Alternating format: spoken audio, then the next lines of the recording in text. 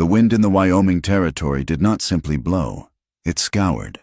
It came down from the high snow-streaked peaks of the distant mountains, gathering speed across miles of gray sagebrush and cracked earth until it hit the town of Bitter Creek like a physical blow. It rattled the loose boards of the livery, stripped the whitewash from the church steeple, and drove grit into the very skin of the people who were stubborn enough to live there. It was the late 1880s, and the territory was a place that promised freedom to some and acted as a prison to others. For Lila Ward. The wind was just one more thing that tried to wear her down, one more heavy hand pressing against her back. Lila stood on the porch of the main house of the Ward Ranch, watching the dust devil dance across the yard. She was 25 years old, though there were days she felt closer to 50. To the town of Bitter Creek. She was the fortunate wife of Charles Ward, a man who owned 3,000 acres of prime grazing land, a man who sat in the front pew of the church every Sunday, a man whose contributions kept the schoolhouse painted and the preacher fed. She was the envy of the unmarried women and the standard by which the matrons judged their daughters-in-law. Lila adjusted the high lace collar of her dress, her fingers lingering over the tender spot just beneath her collarbone. The bruise there was yellowing now, fading into a dull, sickly green that she could almost convince herself never happened. Charles did not like it when she stood on the porch for too long. He said it looked idle. He said a woman of her standing should be managing the household, not staring at the horizon like a lost calf. The door behind her opened, and the heavy thud of boots announced him. Lila did not flinch.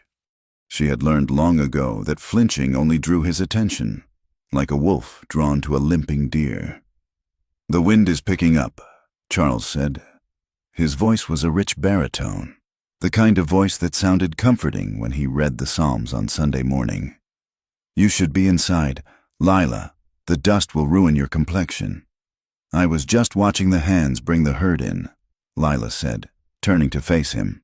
She kept her hands clasped demurely in front of her, hiding the tremor that sometimes started in her fingers when he was near. Charles smiled. It was a smile that showed his teeth, but never reached his eyes. "They are rough men. Lila, not fit for your eyes. Come inside. I have asked you to review the supply ledger for the winter." He reached out and took her arm. To an observer, it would have looked like a gesture of affection, a husband guiding his wife. But Lila felt the pressure of his fingers, the digging of his thumb into the soft flesh of her upper arm. It was a warning. It was a leash. "Yes, Charles," she said softly. "That is a good wife," he whispered, leaning close enough that she could smell the peppermint he sucked on to mask the scent of tobacco. "Obedience is the jewel of a woman's spirit." Inside the house, the air was still and smelled of beeswax and roast beef. It was a beautiful prison. Lila sat at the heavy oak desk and opened the ledger, but the numbers swam before her eyes. She had been good at sums once, before she came west, back in Ohio. She had dreamed of being a schoolteacher. She had wanted to teach children to read, to open up the world for them. Or perhaps she would have run a small dry goods shop, smelling of cinnamon and calico, earning her own coins and spending them as she pleased. But her father had been a practical man with 4 daughters and a failing farm. When Charles Ward came east looking for a wife to grace his Wyoming empire, Lila's father had seen a solution. "He is a good man," her father had said, ignoring the coldness in Charles's eyes. "He has land. You will never want for anything." He had been wrong. Lila wanted for everything. She wanted breath. She wanted kindness. She wanted to walk out the front door and keep walking until the mountains swallowed her whole. Life in Bitter Creek ground on with the relentless turning of the seasons. The town was a collection of false-fronted buildings clinging to the edge of the plains, dusty in summer and frozen iron-hard in winter. Women with red, chapped hands hung laundry on lines that whipped in the gale, fighting to keep the dust out of the sheets. Men rode out before the sun crested the horizon, smelling of horse sweat and coal oil, their face hardening into leather masks.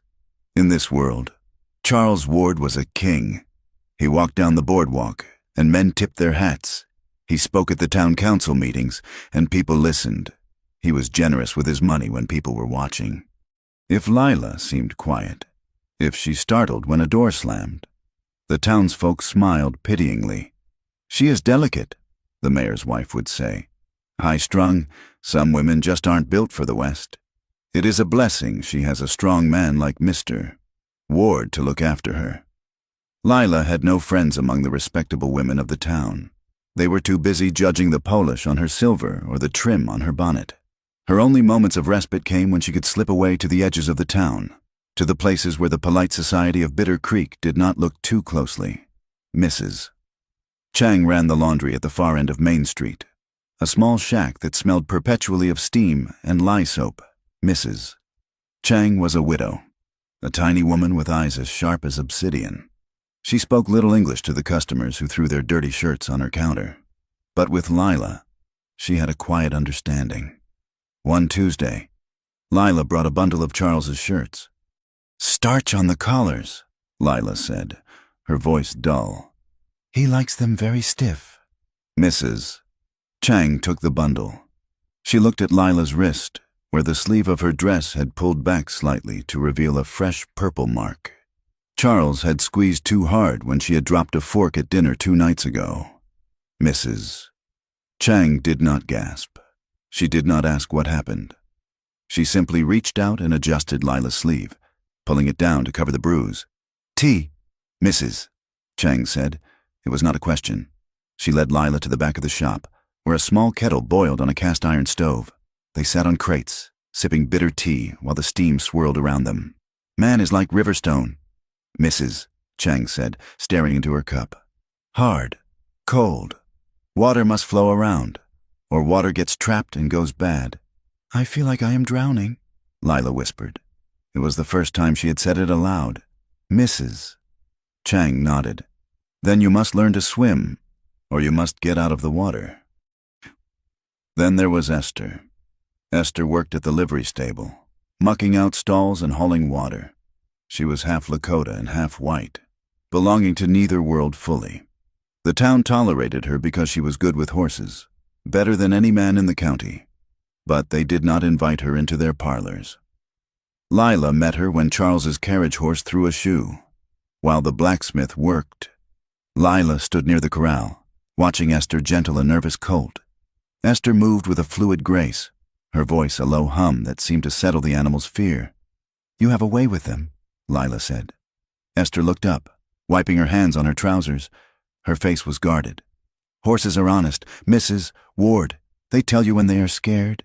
They tell you when they are mad. People lie. Horses don't." "I suppose that is true," Lila said. She looked at the colt, now resting its head on Esther's shoulder. "I wish I could be that brave."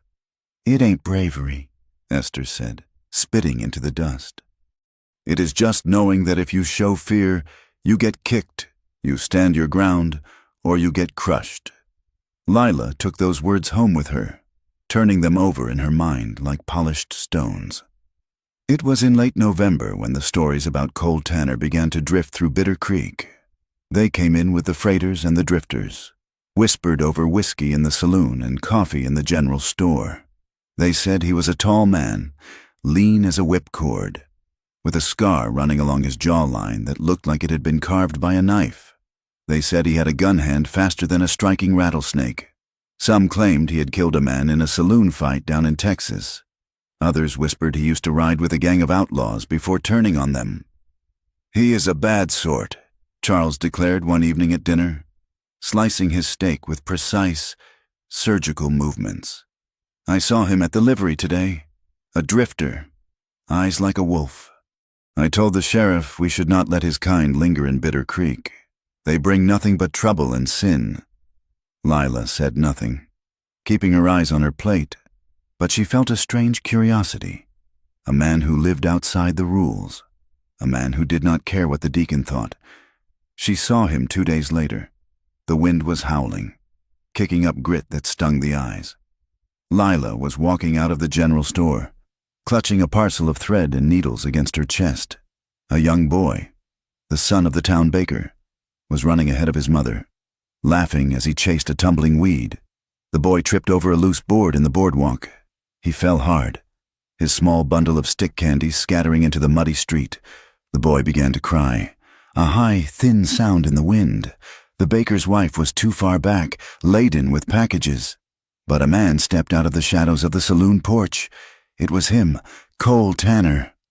He was tall, wearing a long duster coat that had seen better days. The leather cracked and stained with trail dust. His hat was pulled low, but Lila saw the jagged white line of the scar on his jaw. Most of the men in Bitter Creek would have ignored the crying child or barked at him to get up. Cole Tanner stepped off the boardwalk into the mud. He crouched down, his movements surprisingly fluid for a big man. He gathered the scattered candy, wiping the mud off the sticks with a gloved hand. He held them out to the boy. "Easy now, son," he said. His voice was low, rough like gravel, but there was no anger in it. "No harm done. Dry your eyes." The boy stopped crying, looking up at the scarred man with wide eyes. He took the candy. Cole stood up. As he turned, he saw Lila standing there, watching him. For a moment, the world seemed to stop spinning. The wind faded into a dull roar. Cole tilted his head slightly, peering at her from under the brim of his hat. His eyes were not dead like Charles's. They were a piercing, clear gray, like a winter sky. There was a hardness in them. Yes, the look of a man who has seen death, but there was also something else. A quietness, a recognition. He did not look at her dress or her bonnet. He looked at her face. He looked at the tension in her jaw and the fear she carried in her shoulders. It felt as though he could see the bruises beneath the high lace collar. He reached up and touched the brim of his hat. "Ma'am," he said softly. Lila felt a jolt go through her chest, sharp and terrifying. It was the first time in 5 years a man had looked at her with gentle eyes. "Thank you," she whispered, though she wasn't sure what she was thanking him for. Cole nodded once, then turned and walked away, his spurs jingling softly in the silence between gusts of wind. That night, the devil came to the Ward Ranch. Charles had been in town. He had heard something. Or perhaps he had seen the way Lila stood on the boardwalk for 10 seconds too long. It did not take much to light the fuse of his paranoia. He came home smelling of cold air and righteous indignation. Dinner was a silent affair, the only sound the scraping of silverware on china. Lila could feel the pressure building in the room, heavy as the air before a thunderstorm. "I heard you were at the store today," Charles said finally, laying down his fork. "I needed thread," Lila said, her voice steady despite the racing of her heart. "Did you speak to anyone?" "Only Mr. Henderson at the counter." Charles stared at her. His eyes were flat, like a shark's. "I heard you saw that drifter, that Tanner man. I saw him help a child who fell," Lila stammered. "That is all." "And did you speak to him?" Charles's voice dropped to a whisper, a sound far more terrifying than a shout. "No, Charles, I swear it." Charles stood up. He walked around the table slowly. Lila stopped breathing. He placed his hands on the back of her chair. "A wife's reputation is like glass. Lila," he said, "once cracked, it can never be mended. You stood there and looked at a man who is a killer, a man who is filth. What does that say about you? Does it say you are a godly woman? Or does it say you have a wandering eye, an ungrateful heart?" "I was just looking," Lila whispered. "Ungrateful," Charles hissed. He grabbed the back of her hair. Yanking her head back, Lila cried out, clutching the edge of the table. "I give you a home, I give you a name, and you look at trash in the street like a common harlot." He slammed her head forward, not hard enough to knock her out, but hard enough to make stars dance in her vision. "Go to your room," he commanded. "Pray for a clean heart. If I hear one more whisper, Lila, just one, I will teach you a lesson you will carry to your grave." Lila fled up the stairs, her breath coming in jagged gasps. She locked the door, though she knew the lock was flimsy and Charles had the key. She sat on the edge of the bed, shaking. The terror was there, familiar and cold, but beneath it, something new was blooming. A realization. She saw the years stretching out before her. 10 years, 20, 30, She saw herself growing smaller and smaller until she disappeared entirely. She saw the day when his hand would not stop, when the lesson would end with her at the bottom of the stairs or buried in the churchyard under a stone that praised her obedience. I will die here, she thought, or I will cease to be human. She stood up. The trembling in her legs stopped. She went to the loose floorboard under the heavy wardrobe, prying it up with a fingernail. There, wrapped in a handkerchief, was her secret life, a stash of coins she had skimmed from the household accounts, penny by penny, over 3 years, a folded photograph of her sister, smiling in a garden in Ohio. She went to the wardrobe and took out her sturdy walking boots. She found the darkest dress she owned, a wool serge that scratched her skin. The next day, she went to Mrs. Chang's laundry. I need to wash the curtains, Lila said loudly for the benefit of anyone passing by. Then, in a whisper, she leaned over the counter. I am going. Mrs. Chang did not blink. She reached under the counter and pulled out a small packet wrapped in oilcloth. She pressed it into Lila's hand. It was heavy with dried beef and a thin roll of silver dollars. Go tonight, Mrs. Chang murmured, scrubbing a stain on a shirt with ferocity. Moon is dark, river is low. Do not look back. Looking back turns you to salt. Thank you, Lila breathed. Go, Mrs. Chang said. Lila walked home, the packet burning a hole in her pocket. She felt like a ghost walking through her own life. She cooked dinner. She mended Charles's socks. She read the Bible in the parlor while he smoked his pipe. The trigger came at 9 o'clock. Lila asked a question. It was a simple thing. Charles, did you want me to order more flour for the winter? Charles looked up from his newspaper. He had been drinking. The smell of whiskey was sharp on his breath. Why do you ask me that? He snapped. Are you implying I cannot manage my own stores? That I am incompetent? No, I only meant... You only meant to undermine me, he roared. He crossed the room in 2 strides. He grabbed her by the throat, pinning her against the wall. His thumbs pressed into her windpipe. Lila clawed at his hands, her vision graying. Wives, submit yourselves unto your own husbands, as unto the Lord, Charles hissed, spittle flying onto her face. For the husband is the head of the wife. Do you hear me? Lila, do you hear the word? He squeezed tighter. Lila's lungs burned. She saw black spots. Then he let go. Lila slid to the floor, gasping, coughing, clutching her bruised throat. Charles stood over her, adjusting his cuffs. Learn your place. Woman, next time, I won't stop. He turned and walked up the stairs to their bedroom. I expect you in bed in 10 minutes.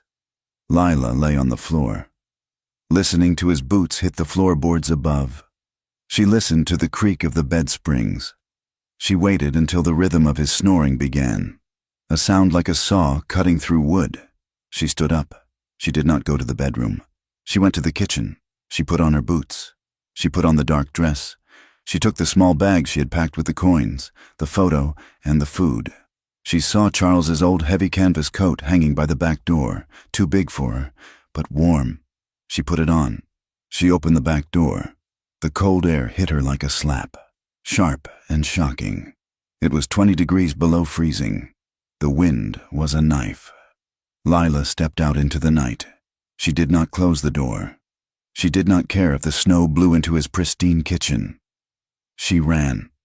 She ran past the barn, past the corrals where the cattle huddled for warmth.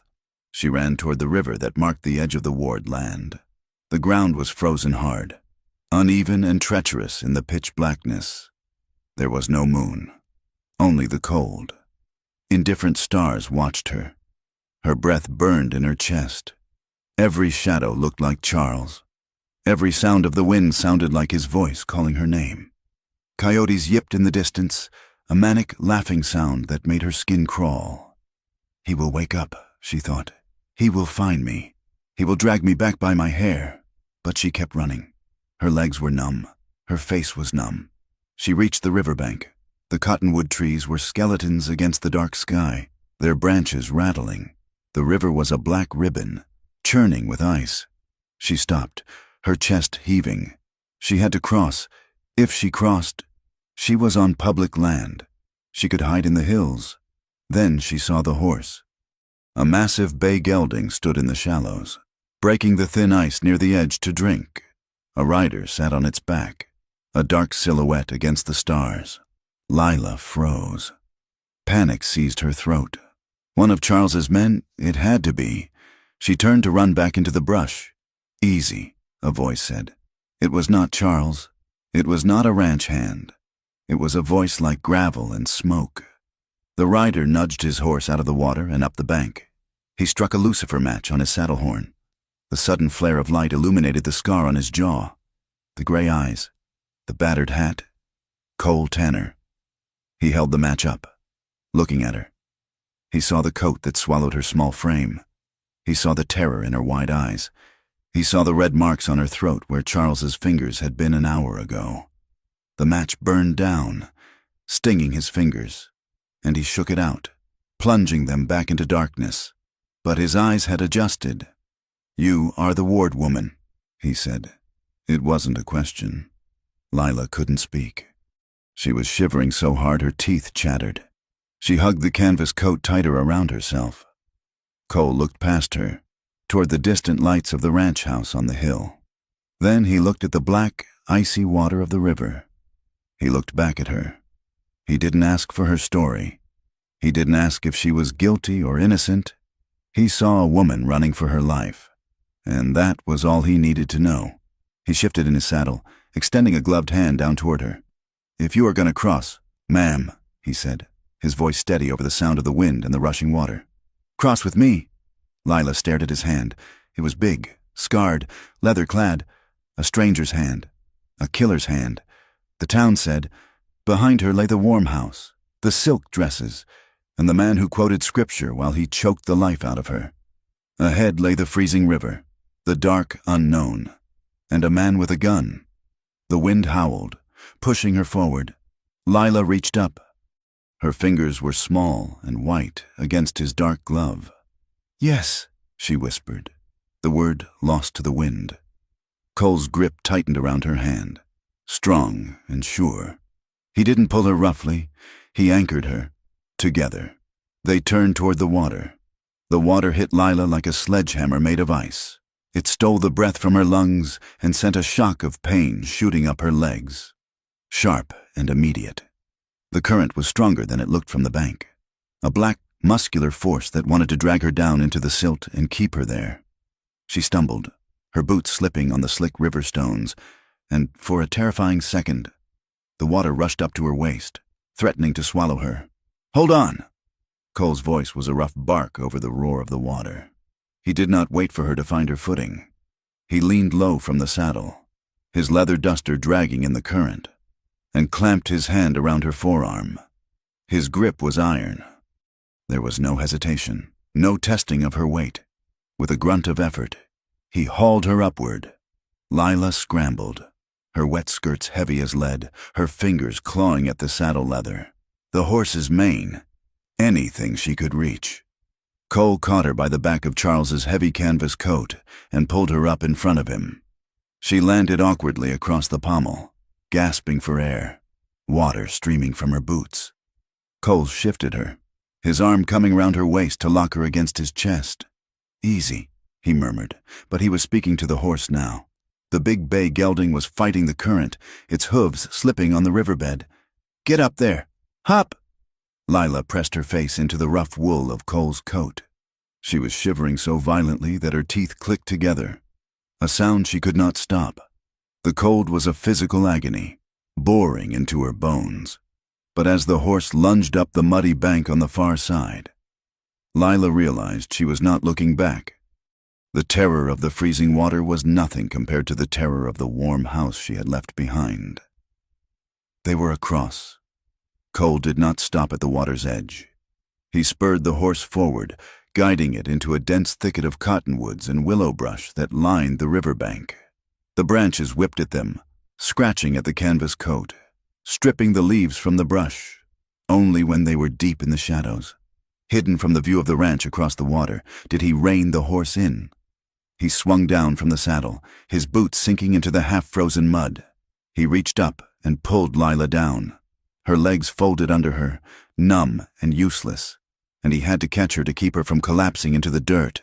"Stand up," he said, his voice low. "You have to keep moving or you will freeze." He moved with a frantic efficiency. He tied the horse to a low branch and began unbuckling his saddlebags. He pulled out a heavy wool blanket, smelling of horse sweat and wood smoke, and draped it over Lila's shivering shoulders. Through the screen of bare branches, they could see the distant lights of the Ward Ranch. They looked small now, like dying embers. A lantern moved on the porch. Someone was awake. Cole watched the light for a long moment, his jaw set. Then he turned to Lila. The darkness obscured his features, but she could feel the weight of his stare. "I need to know," Cole said. He did not raise his voice, but the demand was clear. "I need to know what kind of trouble I just pulled out of that river. Is it the law? Did you steal something?" Lila shook her head, her wet hair slapping against her cheeks. "No," she chattered. "No stealing." "Then who is looking for you? Because a woman does not run into an icy river in the middle of the night for the fun of it?" Lila looked at him. She saw the glint of the gun belt at his hip. She saw the size of him. But she also remembered the way he had helped the child in the street. She took a breath, the air burning her lungs. "My husband," she whispered. Cole went still. "Charles Ward." "Yes, he hurt you." It was a statement, not a question. He is a righteous man," Lila said, the old defense springing to her lips automatically, the lie she had told herself for 5 years. Then she stopped. She looked at the bruises on her wrist, hidden by the dark sleeve. "He thinks he owns me. He thinks God gave him the right to break me. If he finds me, he will kill me, or he will make me wish I was dead." Cole looked back at the ranch lights. He knew Charles Ward by reputation.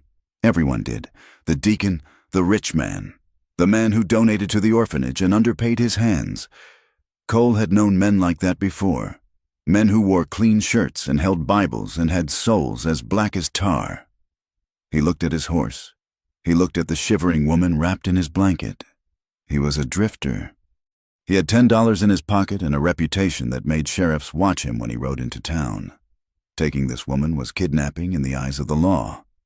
It was a hanging offense if Ward had the judge in his pocket, which he surely did. But Cole remembered a woman in Abilene. He remembered the sound of a fist hitting flesh. He remembered the way he had sworn, standing over a dead man in a cheap saloon, that he would never walk away when he saw fear like that again. "He will come looking," Cole said. "He has men, he has money." "I know," Lila said. "I can go, I can walk. You do not have to." "You would be dead by morning." Cole cut her off. "Wolves or the cold? Take your pick." He walked back to the horse and checked the cinch. "I know a place. An old line shack up in the foothills. Used to belong to the Double Bar outfit before they went bust. It is hidden. Hard to get to if you do not know the trail. We can make it by dawn." He turned back to her. "But once you get on this horse with me, there is no going back. Mrs. Ward, you are an accomplice to a horse thief and a kidnapper. That is what they will call me." "Lila," she said. The name felt strange in her mouth, like she was claiming it for the first time. "My name is Lila." Cole nodded once. "All right, Lila, let's ride." He lifted her back onto the saddle. This time, he mounted behind her. There was no room for modesty. He pulled her back against his chest, wrapping the blanket tight around her, and took the reins. "Lean back," he told her. "Draw my heat." They rode out of the river bottom and turned toward the dark, looming shapes of the hills. The night was a long, blurring tunnel of cold and motion. The wind did not let up. It hissed through the sagebrush and moaned in the draws. But for the first time in her life, Lila felt a strange, terrifying safety. She was pressed against the length of Cole Tanner's body.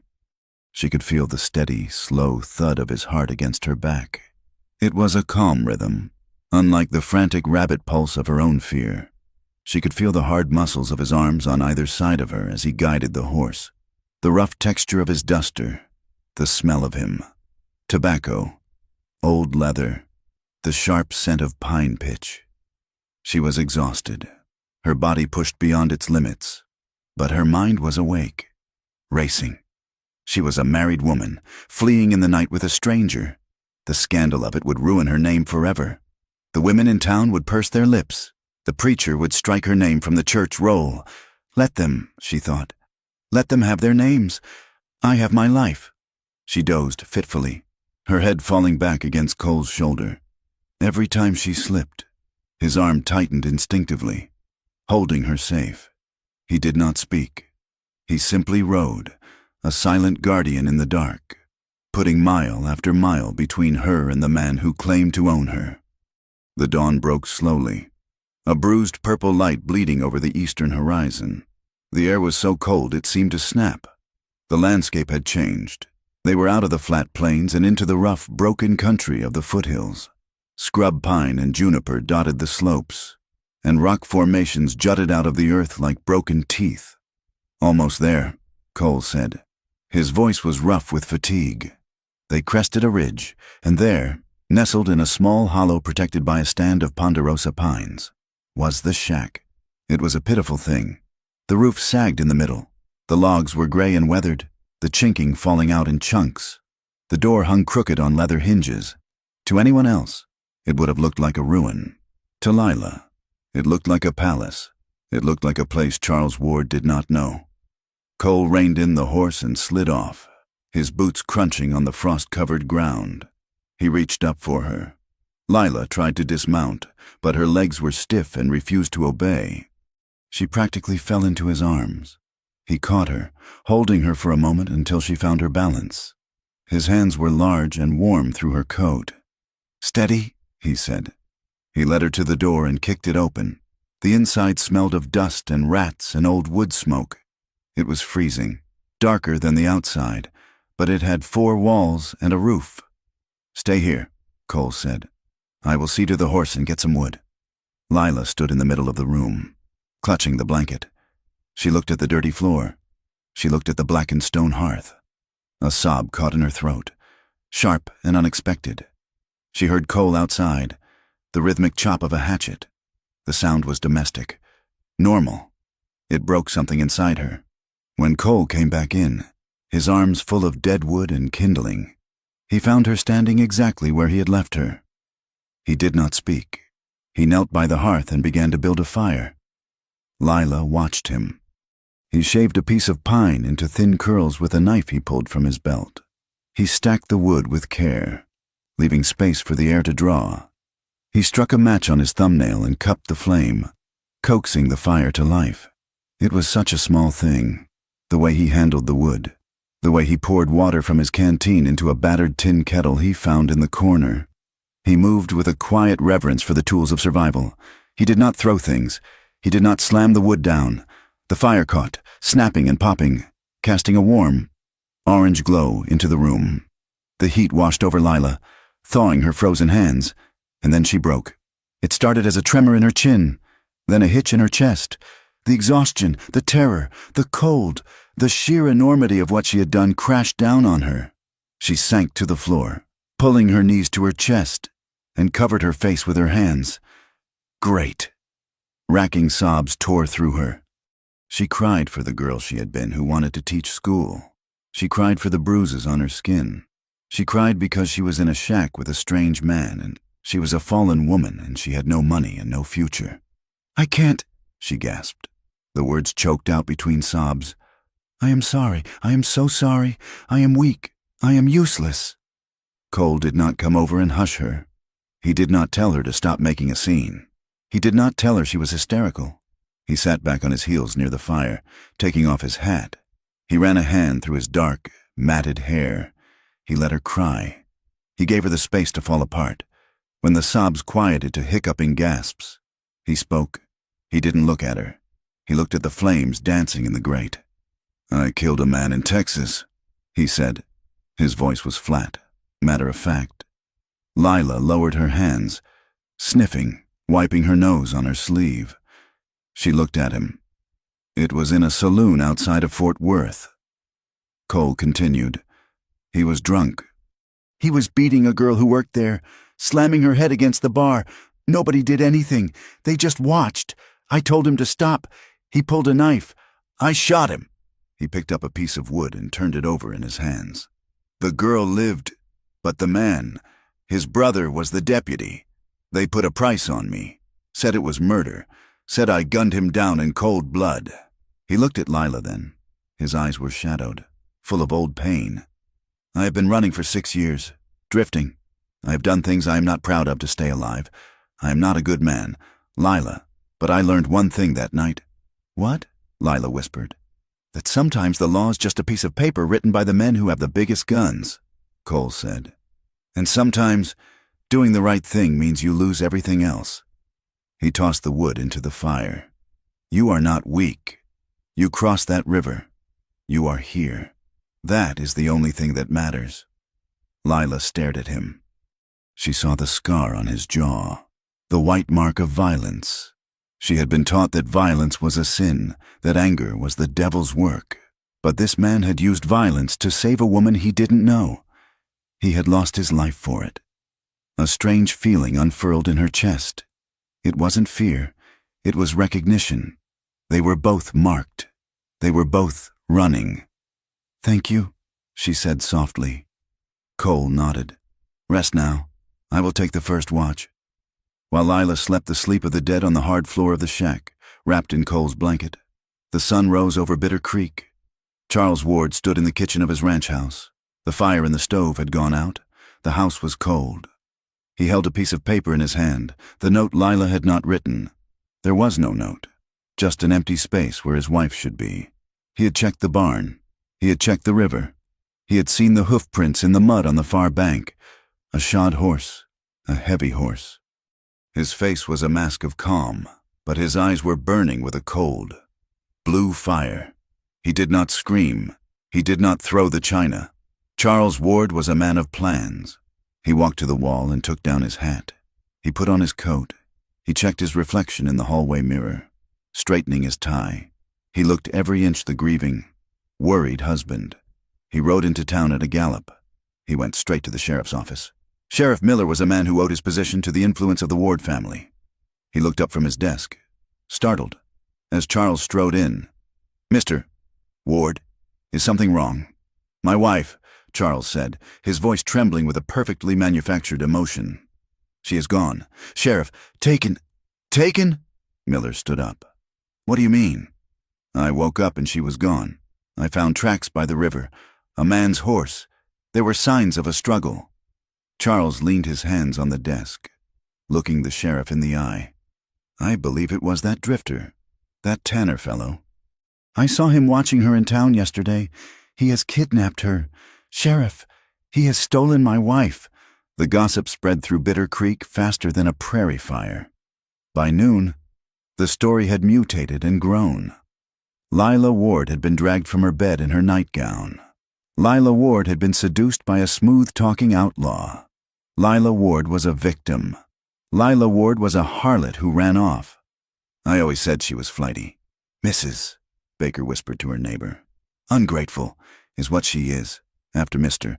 Ward gave her that beautiful home. Maybe she didn't want the home." "Mrs." Chang muttered as she scrubbed a sheet, but she spoke so low that no one heard her. Charles Ward sat in the church vestry with the elders, his head bowed in prayer. "We must find her," he said, "for the sake of her soul. That man, he is a devil. He will corrupt her. We must bring her back to the fold." He offered a reward, $500 for the capture of Cole Tanner. $500 for the safe return of Lila Ward. Men in the saloon checked their guns. $500 was a year's wages. The hunt was on. Up in the hills, the afternoon sun warmed the roof of the shack. Lila woke with a start, her hand flying to her throat. For a moment, she didn't know where she was. Then she saw the rough logs, the dying fire, and the empty room. Panic flared. Was he gone? Had he left her? The door opened and Cole stepped in. A blast of cold air followed him. He was carrying a dead jackrabbit by its ears. "You are awake," he said. Lila let out a breath she didn't know she was holding. "Yes, I scouted the ridge," Cole said, dropping the rabbit on the table. No sign of anyone yet, but they will come. Maybe not today, maybe not tomorrow, but they will come. He walked over to his saddlebags and pulled out a heavy, dark object, a revolver. He checked the cylinder, snapping it shut with a fluid motion. He walked over to Lila and held it out. Handle first. Take it, he said. Lila stared at the gun. It looked heavy, cold, and cruel. I have never fired a gun. Charles didn't like them in the house. Charles isn't here, Cole said. Take it. Lila reached out. The metal was cold against her skin. It was heavier than she expected. Her hand trembled. 2 hands, Cole instructed. He moved behind her, his chest brushing her back. He reached around and adjusted her grip. His hands were rough, calloused, but his touch was impersonal. Instructive. Keep your finger off the trigger until you are ready. Point it like you are pointing your finger. Do not close your eyes when you shoot. Lila swallowed hard. I don't know if I can shoot a person. You don't shoot a person, Cole said, his voice near her ear. You shoot the threat. You shoot to stop them from putting hands on you ever again. Can you do that? Lila thought of the bruises. She thought of the scripture hissed in her ear. She gripped the handle tighter. Yes, she said. Good. Keep it with you. Always. Cole went to the table and began to skin the rabbit. Lila watched him for a moment, then stepped forward. Let me help, she said. Cole looked at her. It is messy work. I am a rancher's wife, Lila said, lifting her chin. I know where meat comes from. I am not useless. She took the knife from him. Her hands were shaking slightly, but she gutted the rabbit. She chopped the onions misses. Chang had given her. She put the meat in the old pot with water from the stream. Cole added coffee grounds to the boiling water. They ate in silence as the sun went down. It was a meager meal, tough meat and watery broth. But to Lila, it tasted like freedom. She had cooked it. She had earned it. No one criticized the salt. No one told her she was clumsy. Night fell heavy and absolute over the hills. The wind picked up again, whistling through the chinking in the logs. The fire was the only light in the world. Cole took the saddle blanket and laid it on the floor near the hearth. He gestured to the narrow wooden bunk built into the wall. You take the bed, he said. It has straw. Should be softer. You can't sleep on the floor, Lila said. It is freezing. I have slept on worse, Cole said. He sat down and began to pull off his boots. Go on. Lila climbed into the bunk. It was narrow and smelled of old straw, but it was off the ground. She kept her coat on, wrapping herself in the blanket he had given her. The room grew quiet, save for the crackle of the fire and the wind outside. Lila lay on her side, staring at the wall. She could hear Cole breathing. She could hear the rustle of his coat as he shifted on the hard floor. She turned her head. In the dying light of the fire, she could see his outline. He was lying on his back, one arm thrown over his eyes. They were alone, miles from anyone. A strange heat rose in Lila's cheeks. It was not the fire. She had been married for 5 years, but she knew nothing of men. She knew only Charles's heavy, demanding weight, his grunting exertion, the pain and the shame of the marital bed. She had learned to grit her teeth and wait for it to be over. She had thought that was all there was. But lying here, listening to the steady breathing of a man who had saved her life, a man who had covered her with a blanket and taught her to hold a gun, she felt something terrifying. She wanted to reach out. She wanted to know what his hand would feel like if it wasn't pulling her from a river or correcting her grip on a pistol. She wanted to know if the gentleness she saw in his eyes extended to his touch. The thought shocked her. It was a sin. She was a married woman. She was fleeing adultery charges, but the desire was there, a small, stubborn flame in the center of her chest. It was dangerous. It was forbidden. It was more frightening than the coyotes howling in the dark. Cole, she whispered. He didn't move, but the rhythm of his breathing changed. Yeah? Why did you do it? She asked. Why did you say cross with me? There was a long silence. A log settled in the fire, sending up a shower of sparks. Because, Cole said, his voice rough and low in the dark. "I saw the way you looked at the water. You looked like you were thinking about jumping in and not coming up. I couldn't watch that." Lila closed her eyes. A tear slipped down her nose. "Thank you," she said again. "Go to sleep." "Lila?" Cole said gently. "We have a long way to go." Lila pulled the blanket up to her chin. She listened to the wind. She listened to his heart beating in the silence of the room. Or perhaps it was just the echo of her own. She fell asleep with the terrifying realization that she was no longer running just away from something. She was running towards something, and she didn't know if she would survive that either. The days in the line shack bled into one another, marked not by the clock or the church bell, but by the movement of the sun across the cracked floorboards and the diminishing pile of firewood in the corner. Time, which had once been a rigid cage of schedules and demands under Charles's roof, now felt like a wide, frightening expanse of open prairie. Lila and Cole fell into a rhythm born of necessity. It was a silent, domestic dance performed on the edge of a precipice. Cole would rise before the sun, the air in the shack so cold that his breath plumed white in the dark. He would stoke the fire from the embers of the night before, his movements quiet and efficient, before taking his rifle and slipping out into the gray dawn to hunt. Lila would wake to the smell of wood smoke and the sound of the door latch clicking shut. Her days were spent in a battle against the encroaching filth and the biting cold. She swept the floor with a bundle of sagebrush tied together with twine. She mended the tear in Cole's duster with a needle and thread she had found in her small bag. Squinting in the dim light of the single grimy window, she cooked whatever Cole brought back: rabbit, sage grouse, once a scrawny deer, turning the tough meat into stews thickened with the last of Mrs. Chang's dried provisions. The landscape outside was a brutal masterpiece.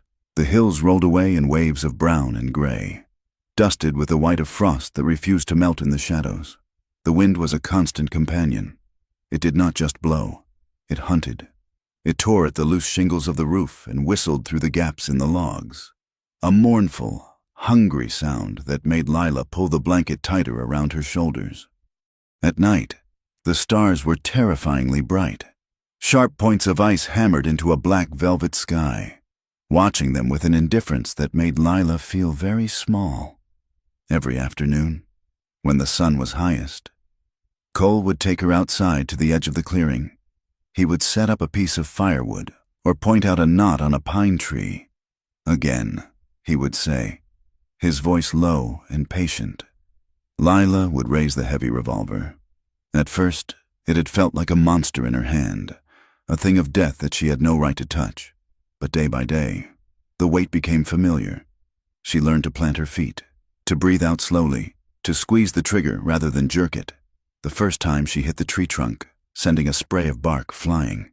She dropped the gun in shock. Cole did not laugh. He picked it up, dusted it off, and handed it back to her. "Good," he said. "Now do it again." It was not a game. Lila knew that. She saw the way Cole scanned the horizon. His eyes narrowed against the glare. She saw the tension in his shoulders when the wind shifted. He was waiting for the other shoe to drop. On the 6th day, the sky turned a bruised, sullen gray. The wind died down, replaced by a heavy, ominous silence. The air smelled of iron and ice. Cole stood in the doorway, watching the clouds banking up over the mountains in the west. He turned to Lila, who was stirring the pot over the fire. "We have to move," he said.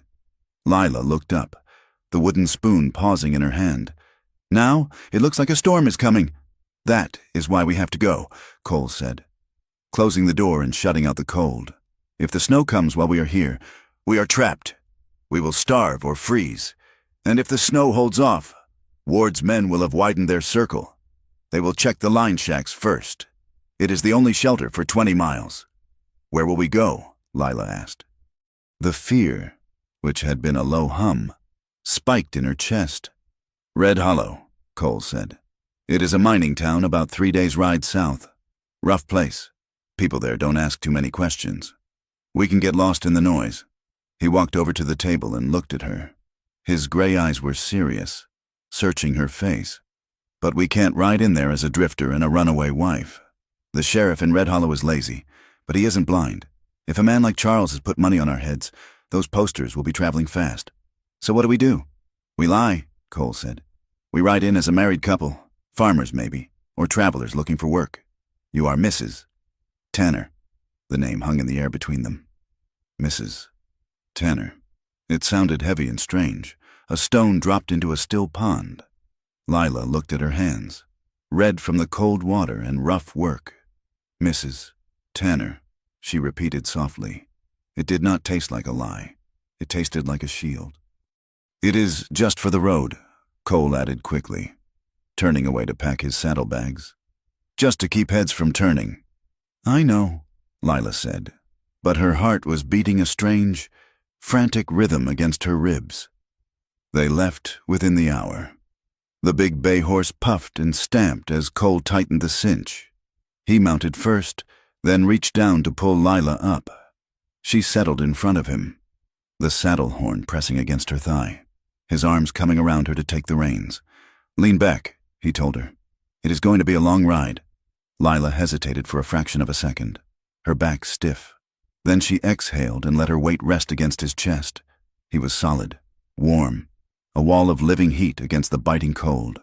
They rode south, skirting the timberline to stay hidden. The first flakes of snow began to fall as they descended into the valley, lazy spirals of white that melted on the horse's mane. For Lila, the journey was a blur of physical sensations. The rocking gait of the horse, the bite of the wind on her cheeks, and overwhelmingly, the presence of the man holding her. She had spent 5 years learning to flinch at a man's touch. Charles's hands had been possessive, demanding, or violent. He touched her like he owned the livestock, checking for flaws, asserting control. But Cole's arms were different. He held the reins, not her. His arms formed a cage, but it was a cage that kept the world out, not kept her in. When the horse stumbled on a loose rock, Cole's arm tightened reflexively around her waist, pulling her secure against him. Lila gasped, her body locking up in an old, ingrained panic. I've got you, Cole murmured into her ear, his voice rumbling through his chest and into her back. I won't let you fall. He loosened his grip the moment the horse was steady, respecting the terror he sensed in her muscles. Lila forced herself to breathe. She forced herself to unclench her hands from the pommel. He is not Charles, she told herself. He is not Charles. The snow began to fall harder as evening approached, turning the world into a gray-white blur. They could not make the next ridge before dark. They were in open country, miles from any town or tree line thick enough to offer real shelter. We have to camp, Cole said, shouting over the rising wind. He found a shallow depression in the earth, protected on one side by a crumbling cut bank and a few scrub junipers. It was not much, but it would break the wind. They set up a canvas lean-to, rigging it low to the ground. There was no wood for a fire, only dry sagebrush that burned hot and fast and was gone in seconds. They ate cold, dried meat and drank icy water from the canteen. When it came time to sleep, Cole laid out the single bedroll under the canvas. The ground was freezing. The air was deadly cold. We have to share the blankets, Cole said. He did not look at her.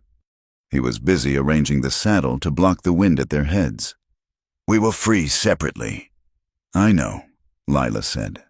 Her voice was steady, but her hands were trembling as she unlaced her boots. They lay down together in the small, dark space. Cole lay on his back, and Lila lay on her side, her back to him.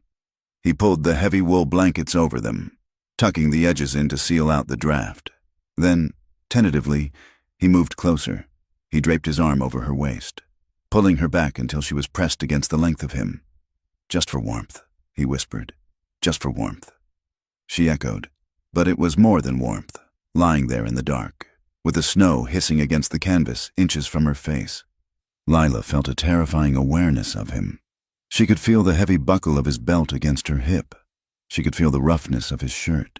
She could feel the slow, steady rise and fall of his chest.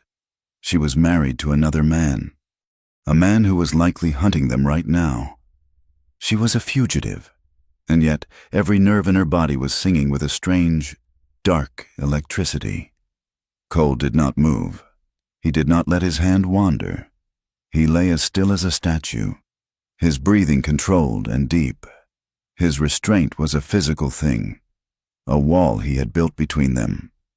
It was intoxicating. Charles had never restrained himself. Charles took what he wanted, when he wanted it, regardless of her tears or her silence. Cole's stillness told her that her body belonged to her. He would freeze before he took something she did not give. The wind howled outside, a lonely, desolate sound. Lila shifted, turning her head slightly. "Cole?" "Yeah, I'm afraid," she whispered. "I know," he said. "The storm will pass." "Not of the storm," she said. She turned further, shifting until she was facing him in the dark. She could not see his face, only the shadow of his jaw and the brim of his hat. "I am afraid because I don't know how to be here, with you." She moved her head, resting her forehead against the hard line of his collarbone. She felt his breath hitch. "Just once." "I don't know how to be touched without bracing for pain," she confessed, the words spilling out into the dark. "I am waiting for you to get angry. I am waiting for you to hurt me." Cole's hand moved. He did not grab her. He brought his hand up slowly and rested it on her hair. His fingers light, barely there. "I ain't gonna hurt you, Lila," he said, his voice rough with an emotion she couldn't place. "And I ain't gonna touch you in any way you don't want. We can lie here like two stones in a river if that is what you need. I will move only where you lead. You understand?" Lila closed her eyes, tears leaking out to wet his shirt. "Yes. Go to sleep, Mrs. Tanner," he whispered. She slept, and for the first time in 5 years, she did not dream of running. Red Hollow lived up to its name. It was a gouge in the red earth, a cluster of wooden buildings huddled together as if for protection against the vast, empty sky. The main street was a river of churned mud, frozen in ruts in the morning and a sucking quagmire by noon. Tumbleweeds, driven by the relentless wind, piled up against the boardwalks like skeletons. They rode in on the third afternoon. The disguise held. To the weary eyes of the townspeople, they were just another couple down on their luck, a man in a battered coat and a woman with her head ducked against the wind. They found a room at a boarding house on the edge of town. It was a narrow, 2-story building with peeling paint, run by a woman named Mrs. Gable. She was a widow with suspicious eyes and a mouth like a trap. $3 a week, Mrs. Gable said, eyeing Cole's gun belt and Lila's travel-stained dress. "Payment in advance. No drinking in the room. No loud noises. We are a respectable house." "We are respectable people," Cole said, placing $3 silver on the counter. "Name is Tanner. This is my wife, Mrs." Gable swept the coins into her apron pocket. "Room 4, upstairs. Breakfast is at 6. If you miss it, you don't eat." The room was small, with a single iron bedstead, a washstand with a cracked pitcher, and a window that looked out over the alley, but it was dry, and it had a stove. Lila sat on the edge of the bed, the mattress groaning under her weight. "We made it, for now," Cole said. He went to the window, peering out through the grime. "I will go to the livery, see if they need a hand. You stay here, rest." "No," Lila said. She stood up. "I need clothes, and I need work. We can't live on your $10 forever." Cole looked at her. He saw the fear in her eyes, but he also saw the steel spine that had carried her across the river. He nodded. "Be careful. Don't tell anyone where we came from." Over the next 2 weeks, they carved out a fragile existence in the dust of Red Hollow. Cole found work at the livery stable and occasionally at a nearby ranch. It was brutal, back-breaking labor. He spent his days shoveling manure, fixing fences, and breaking green horses that other men were too scared to mount. He came back to the room each evening smelling of sweat and animals, his muscles trembling with exhaustion, his knuckles skinned and bloody.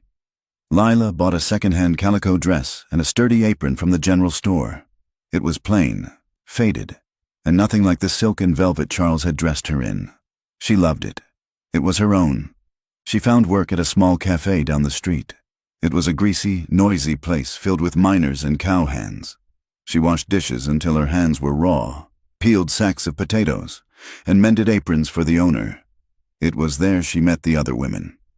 There was Ruby, a woman with dyed red hair and a hard face who had once worked in a saloon but was trying to make a living as a seamstress.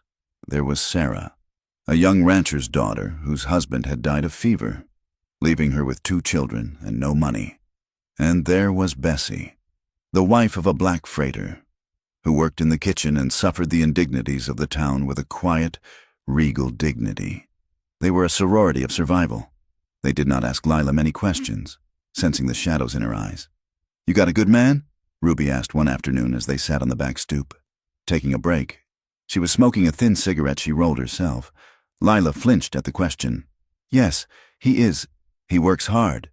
"Does he hit you?" Ruby asked bluntly. Lila looked down at her hands. "No, never." "Then he is a prince," Ruby said, exhaling a plume of smoke. "Hold on to him. Most men out here are just wolves in trousers." The social judgment of the town was a constant, low-grade fever. When Lila walked down the street with Cole on Sundays, people watched. They whispered, "Who are they? Where did they come from? He looks like a gunman. Look at that scar. She is too pretty for a dirt farmer's wife, probably running from something." Men in the cafe would lean over the counter when Lila was wiping it down. "Where's your husband tonight, darling? You look lonely."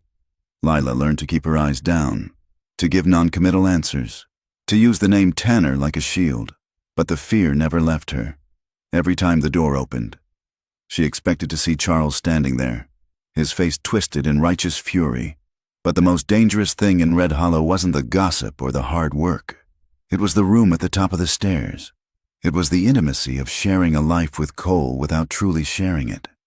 They slept in the same bed, lying stiffly side by side, terrified to move.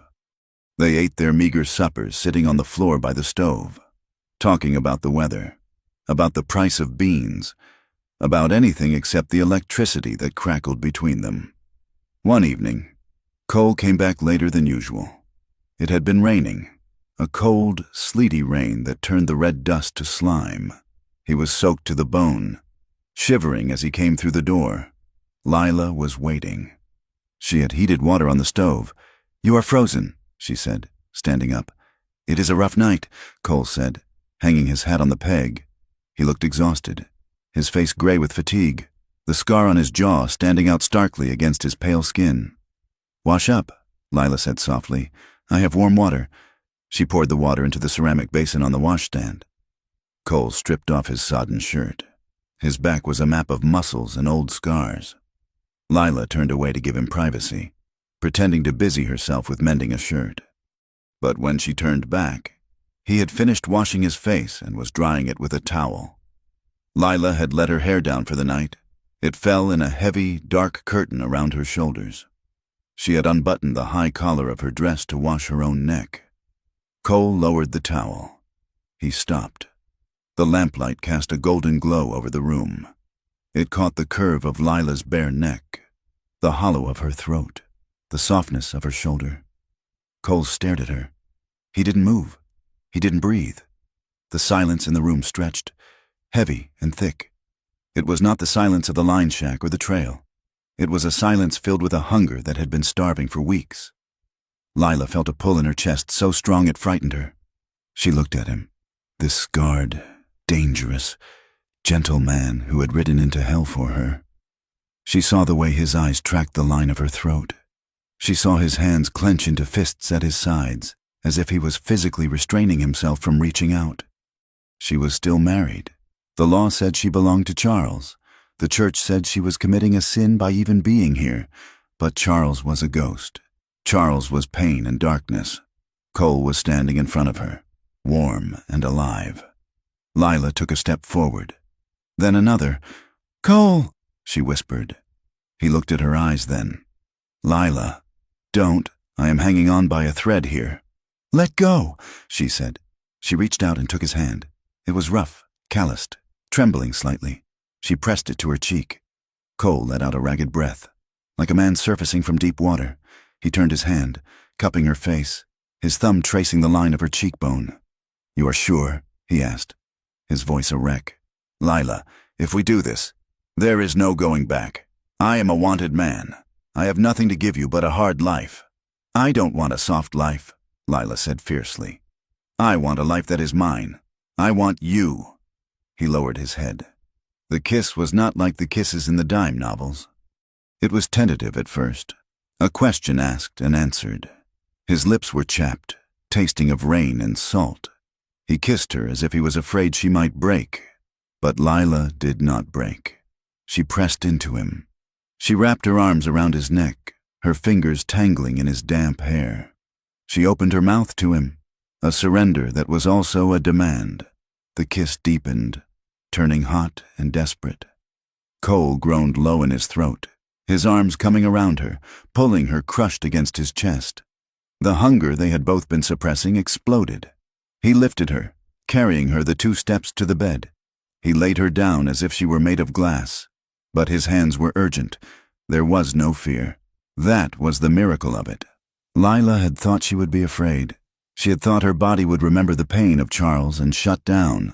But with Cole, every touch was a revelation. He did not take, he asked. He did not conquer, he worshipped. He undressed her slowly, his eyes drinking in the sight of her in the lamplight.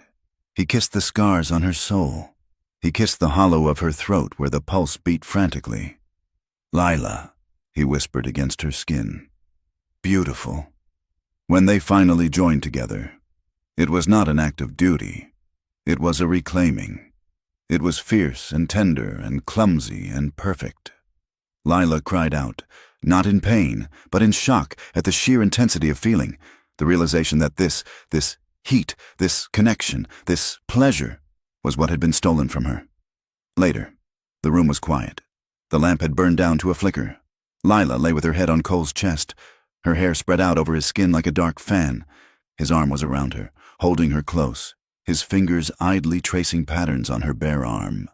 She felt raw, open.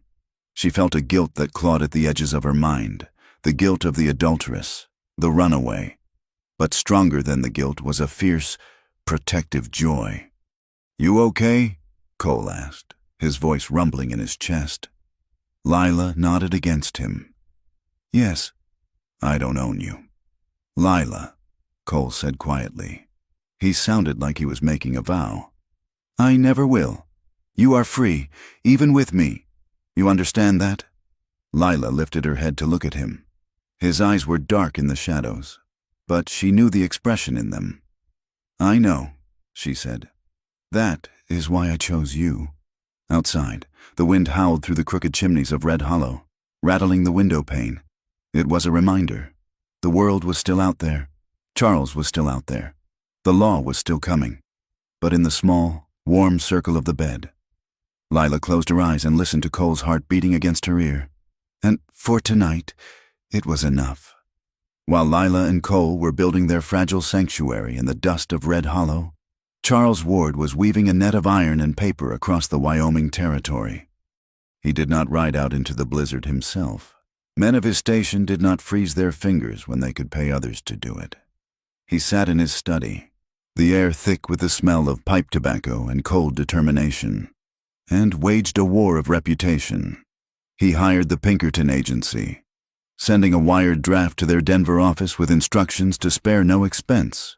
He visited the printer in Bitter Creek, a man who owed him money for a new press, and commissioned a stack of circulars. The broadsheets were stark and damning. They featured a woodcut likeness of a rough-looking man and bold, blocky type, wanted for kidnapping and robbery. Cole Tanner, $500 reward, below the headline. Charles had composed a narrative that broke hearts and hardened fists. It spoke of a delicate, devout wife, Lila Ward, snatched from her home in the dead of night by a desperate gunman. It hinted at forced coercion. It painted Charles not as a tyrant, but as a grieving husband willing to move heaven and earth to rescue his bride from a predator. The telegrams traveled faster than any horse.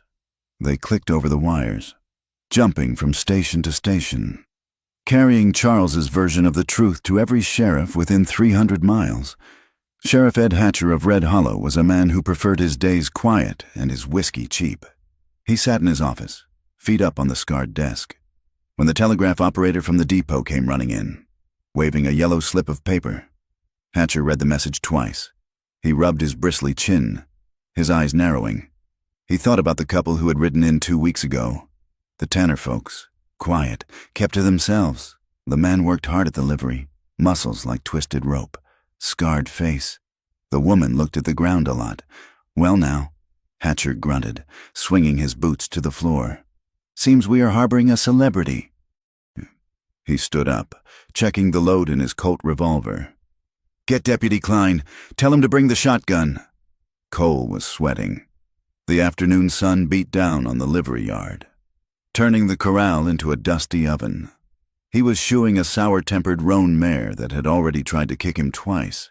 He had the mare's hoof between his knees, driving the nails with precise, rhythmic taps. He was tired. But it was a good tired. It was the exhaustion of honest work, not the frantic, adrenaline-fueled exhaustion of looking over his shoulder.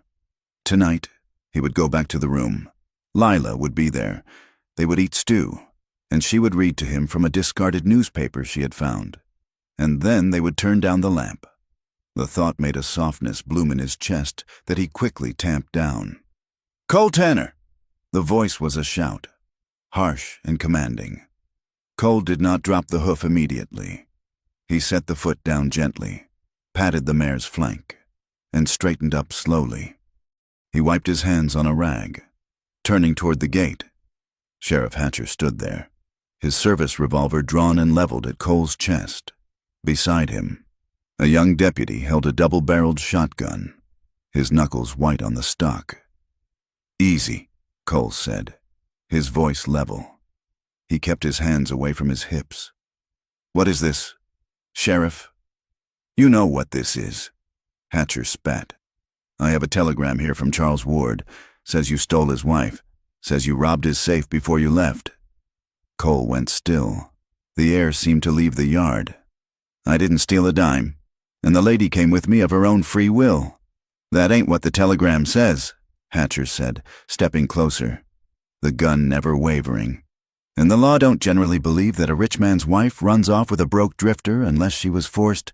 Turn around, hands behind your back. Cole looked at the gun. He looked at the open gate. He could draw. He was fast enough. He could probably drop the sheriff before the deputy pulled the triggers. But then what? A shootout in the street? Lila watching him die? Or worse, him killing 2 lawmen and dragging Lila into a life of running from a murder charge? Cole exhaled slowly. He saw the trap closing, the iron jaws of Charles Ward's influence snapping shut. She came with me, Cole said again, firmly. She was running for her life. Tell it to the judge, Hatcher said. Cuff him. Klein. The cold metal bit into Cole's wrists. They shoved him forward, marching him out of the livery and onto the main street, down the block, inside the steamy front window of the cafe. Lila was stacking dirty plates. She laughed at something Bessie said, a rare, genuine sound. She turned to carry the tray to the kitchen. Then she looked out the window. The tray slipped from her fingers. The crash of china shattering on the floor was deafening, but Lila didn't hear it. She saw Cole. He was walking between the 2 lawmen, his head high, his hands bound behind his back. The sheriff had a grip on his arm. No, Lila whispered. The blood drained from her face, leaving her dizzy. No, no, no! The cafe went silent. Everyone looked at the broken dishes, then at Lila, then out the window. That is your husband, Bessie said, her voice low and urgent. They are taking him, Lila gasped. She took a step toward the door, her apron tangled in her legs. Stop, Bessie said, grabbing Lila's arm with a grip surprising for her age. Don't go out there running and screaming. You will just make it worse. They have guns. Child. Lila pressed her hand to her mouth, watching through the glass as the jailhouse door swallowed the man she loved. Her world, which had finally started to settle into something solid. tilted violently on its axis, and collapsed. The jail cell was a stone box that smelled of mildew and unwashed bodies. Cole sat on the cot, staring at the dust motes dancing in the shaft of light from the high, barred window. He had tried to explain. He had told Hatcher about the bruises. He had told him about the night at the river. Hatcher had just shrugged, picking his teeth with a splinter of wood. "Look, Tanner, you are a drifter with a reputation. Mister, Ward is a pillar of the community. He has got a deed to that land and a license for that marriage. You got nothing but a story. And in my experience, the man with the money writes the history." Cole had stopped talking then. He knew when words were useless. 3 days passed. Lila came to the jail every morning, but the sheriff wouldn't let her in. "Prisoner is dangerous, ma'am," he said, blocking the door with his bulk. "And frankly, until Mr. Ward gets here, I ain't sure if you are a victim or an accomplice. Best you stay in your room." On the 4th day, a black carriage with red wheels rolled into Red Hollow. It was drawn by 2 matching grays, sleek and well-fed. It looked like a hearse. Charles Ward stepped out. He was dressed in a black suit, his linen shirt blindingly white, a black hat shading his eyes. He looked impeccable. He looked like Judgment Day. He did not go to the hotel. He went straight to the sheriff's office. A crowd gathered, whispering. They watched as the grieving husband shook the sheriff's hand, his face a mask of stoic suffering. "Thank you, Sheriff," Charles said, his voice carrying clearly to the onlookers. "You have done the Lord's work. I have been praying for her safety every hour." He played the part perfectly. He was the wronged man, the protector, the rock upon which the waves of sin broke. An hour later, the sheriff unlocked the heavy oak door to the cell block. "Visitor," he grunted. Charles walked in. The sheriff closed the door, leaving them alone. Cole stood up. He walked to the bars. He did not blink. Charles stopped 3 feet away. He took a handkerchief from his pocket and dabbed at his nose, as if the smell of the prisoner offended him. He looked Cole up and down, taking in the dirty shirt, the stubble, the exhaustion. "You look like an animal," Charles said softly. "Which is fitting." "She is not going back with you," Cole said. His voice was rough, scraping like sandpaper. Charles smiled. It was the smile Lila knew, the one that meant pain. "Oh, I think she is. In fact, I know she is." "She hates you," Cole said. "She fears you." "She is confused," Charles corrected. "She is a weak vessel. Mr. Tanner, she needs a strong hand to guide her. She was happy before you poisoned her mind with your lust." Charles stepped closer, lowering his voice until it was a hiss. "Here is how this is going to go. You are going to rot in here. I have brought charges of kidnapping, assault, and grand larceny. I have witnesses in Bitter Creek who will swear you robbed my safe before you took her." "That is a lie," Cole said, his knuckles white on the iron bars. "It is a story," Charles said. "And I tell better stories than you. If you fight this, if you drag her name through the mud, if you dare to mention one word of what she might have told you about our private life, I will hang you. I will buy the judge. I will buy the jury. And I will watch you kick at the end of a rope." Charles paused, letting the threat settle. "And Lila, I will ruin her. I will have her declared insane. I will lock her in an asylum where no one will ever hear her scream again. Or, you can be the villain. You can let me save her. And maybe, just maybe, I will let you live to rot in a prison cell instead of a pine box." Cole lunged at the bars, a guttural sound tearing from his throat. Charles didn't flinch. He just watched, his eyes cold and dead. "Think about it, Cowboy," Charles said.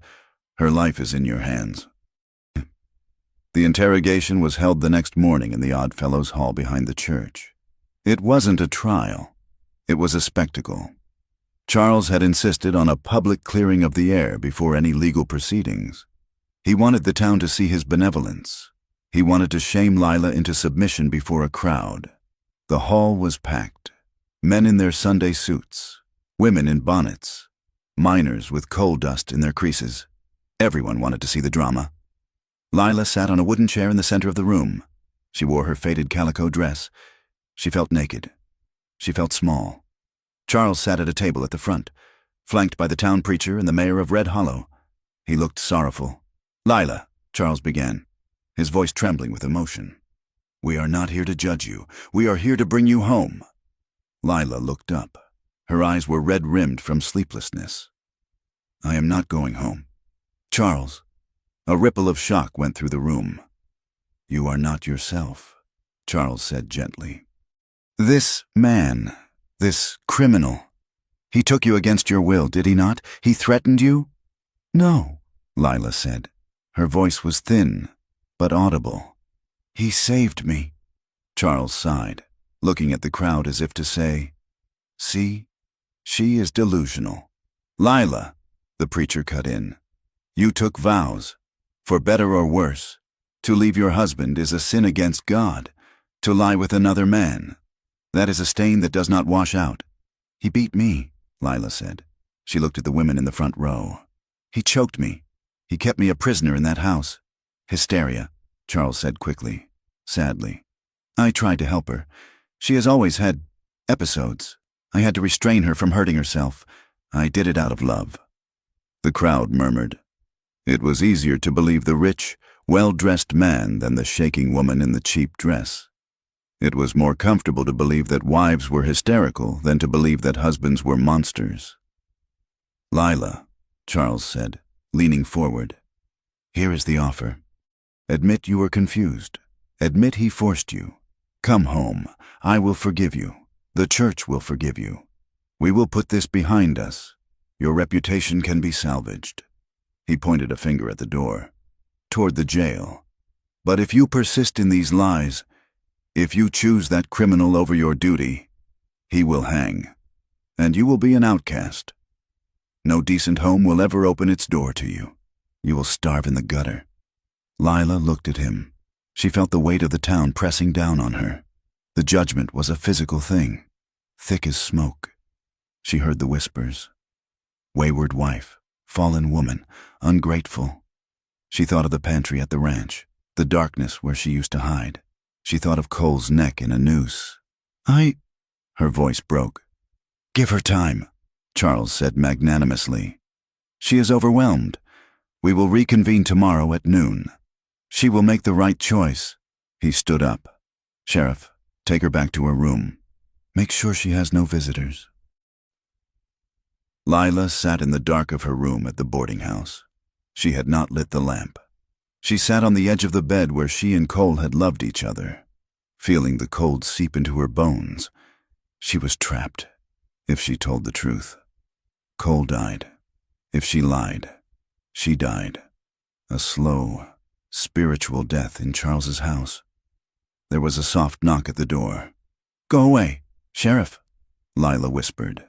"It ain't the sheriff," a voice whispered back. Lila opened the door. Esther stood there. Behind her were Ruby, the red-haired seamstress, and Bessie. They slipped inside quickly, closing the door behind them. Ruby lit the lamp, turning it low. "We heard what happened?" Bessie said.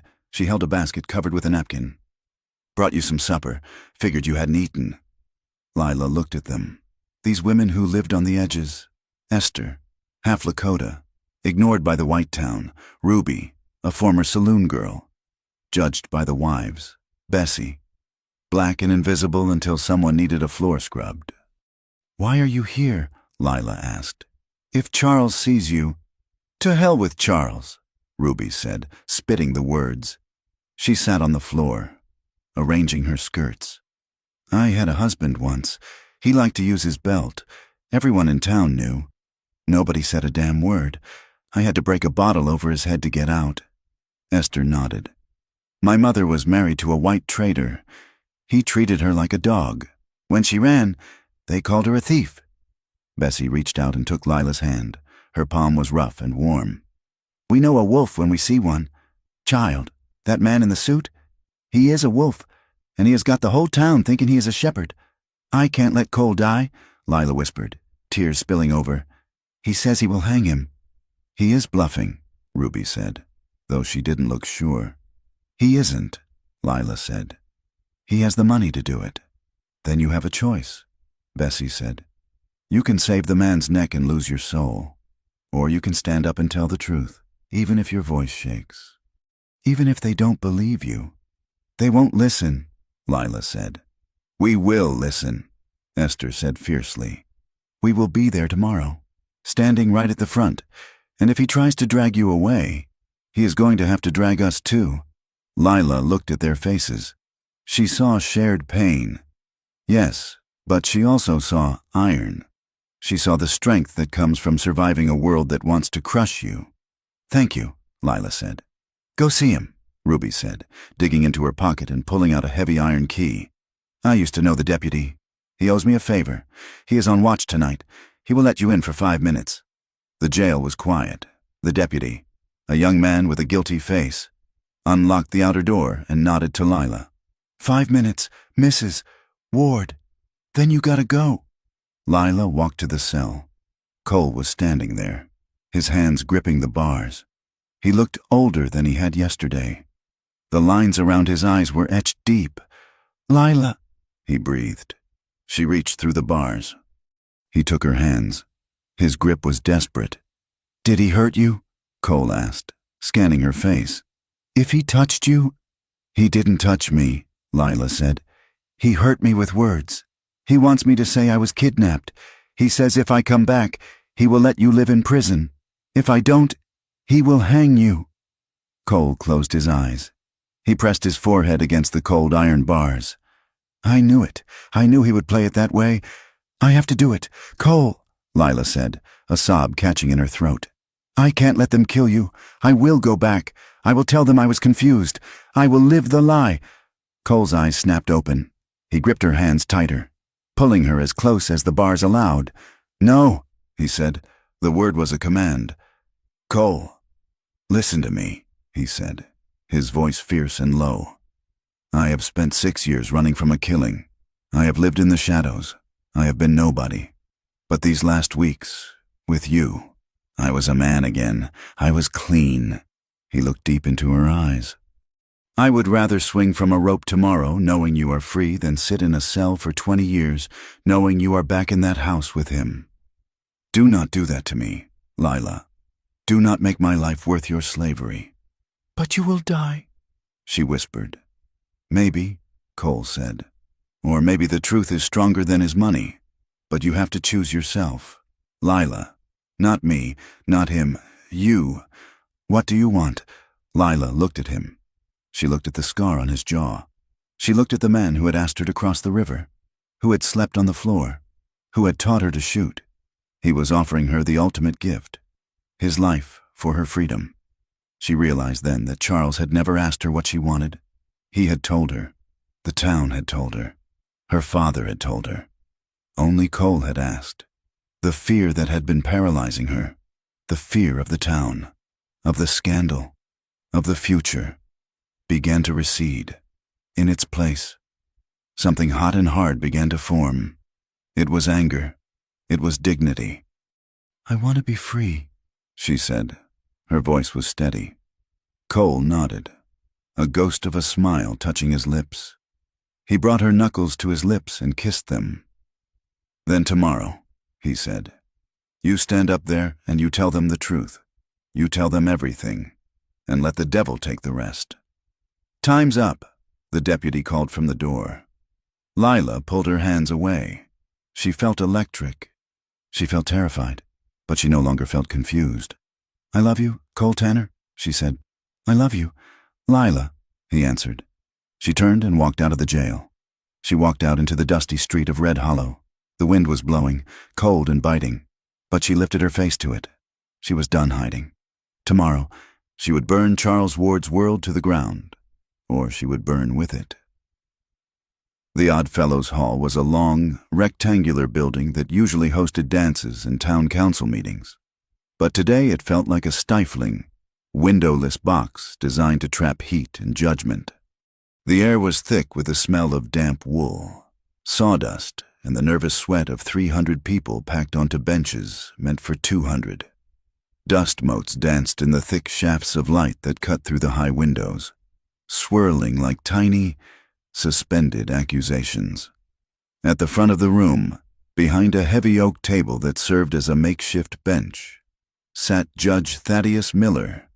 He was a circuit judge, a man with a face like a dried apple and eyes that had seen too many hangings. He tapped his gavel, a dull thud that barely cut through the murmur of the crowd. "Order," Miller rasped. "This is not a carnival. If I hear another whisper, I will clear this hall." Lila sat on a hard wooden chair to the left of the judge. She kept her hands folded in her lap, gripping her fingers so tightly the knuckles were white. She could feel the eyes of the town on her skin. They were heavy, physical things. She saw the women of the church whispering behind their hands, their eyes darting from her faded dress to the bruises on her soul. She saw the men, leaning forward with a mixture of pity and salacious curiosity. Charles Ward sat at the plaintiff's table. He looked immaculate. His black suit was brushed free of dust. His collar was stiff and white, and his face wore an expression of pained, stoic dignity. Beside him sat his lawyer, a man named Mr. Blackwood from Cheyenne, who had a voice like oiled leather. Cole Tanner was seated on a bench to the right, guarded by Deputy Klein. Cole was still in the clothes he had worn for weeks, stained with mud and sweat. His hands were manacled in iron cuffs that rested heavy in his lap. He did not look at the crowd. He looked only at Lila. "Mr." Blackwood stood up, hooking his thumbs into his waistcoat. He paced slowly before the crowd, commanding the room. "Your Honor," Blackwood began, his voice smooth and carrying to the back of the hall. "We are here to address a tragedy of a mind unraveled and a home destroyed. We are here to show that Mrs. Lila Ward, a woman known to be sensitive, was preyed upon in her moment of weakness by a man with a history of violence." Blackwood walked to the table and picked up one of the circulars Charles had printed. He held it up for the room to see. "Cole Tanner," Blackwood read, the name dripping with disdain. "A drifter, a gunman, a man who shoots first and asks questions later. He saw a woman of means, a woman of fragility, and he saw an opportunity. He saw a payday." He turned to Charles. "Mr. Ward, please tell the court about the night your wife was taken." Charles stood up slowly. He looked at Lila with eyes that seemed brimming with sorrow. "I woke up to a cold house," Charles said softly. "The door was open. I found tracks in the snow, a horse, a heavy man's stride. I knew immediately that something terrible had happened. My wife, Lila. She has always been given to fancies. She is delicate. She dreams of things that are not there. I feared she had wandered off in a spell. But when I saw the tracks, I knew she had been stolen. Did you ever strike your wife, Mr. Ward?" Blackwood asked. "Strike her?" Charles looked horrified. He placed a hand over his heart. "I loved her. I gave her a home, safety, guidance. I took a vow before God to protect her. Why would I harm the thing I hold most dear?"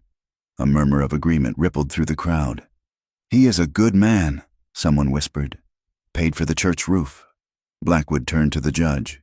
"You see, Your Honor, we have a devoted husband, and we have a kidnapper who dragged a confused woman across a frozen river and held her in a shack for weeks. The law is clear." "Call Lila Ward," the judge said, his voice dry. Lila stood up. Her legs felt like water. She walked to the witness chair, the wood creaking under her weight. She sat down. She looked out at the sea of faces. She saw the baker who had sold her bread. She saw the blacksmith. She saw the women who had turned their backs when she walked down the street. "State your name," the judge said. "Lila Ward," she said. Her voice was a whisper. "Speak up," Charles said from his table. It was a command, disguised as helpful advice.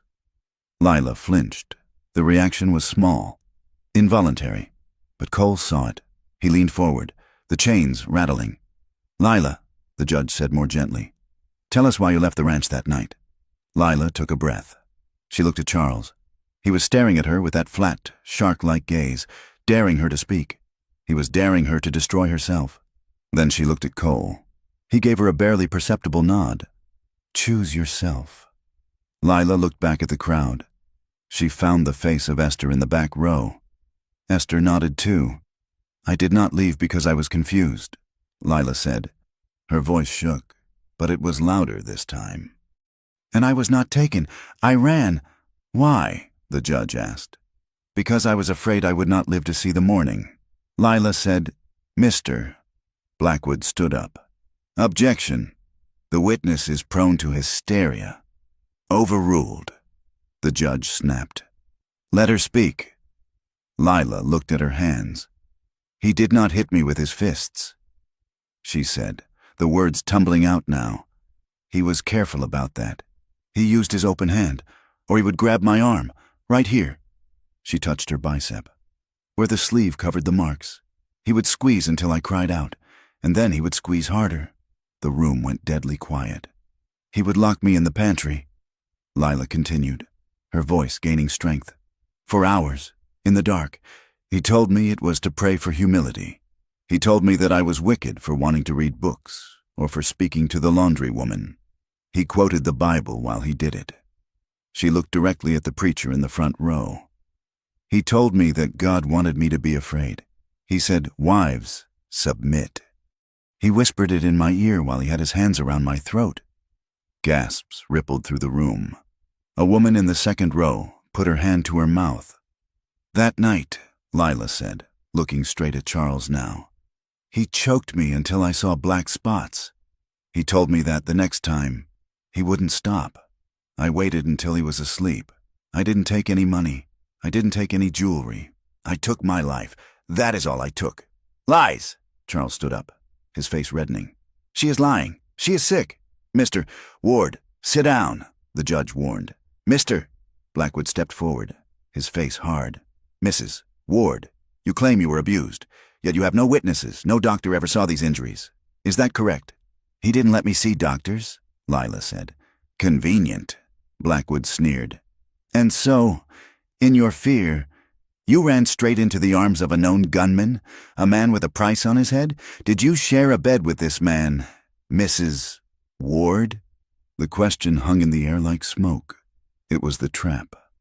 If she admitted it, she was a whore. If she denied it, she was a liar. Lila looked at Cole. She remembered the heat of the line shack. She remembered his gentleness. She remembered the way he had asked, "Not taken." "Yes," Lila said clearly. The crowd erupted. "Adulteress!" a man shouted. "Shame!" Lila did not look down. She raised her chin. "I shared his bed," she said, her voice cutting through the noise. "And for the first time in 5 years, I was not afraid.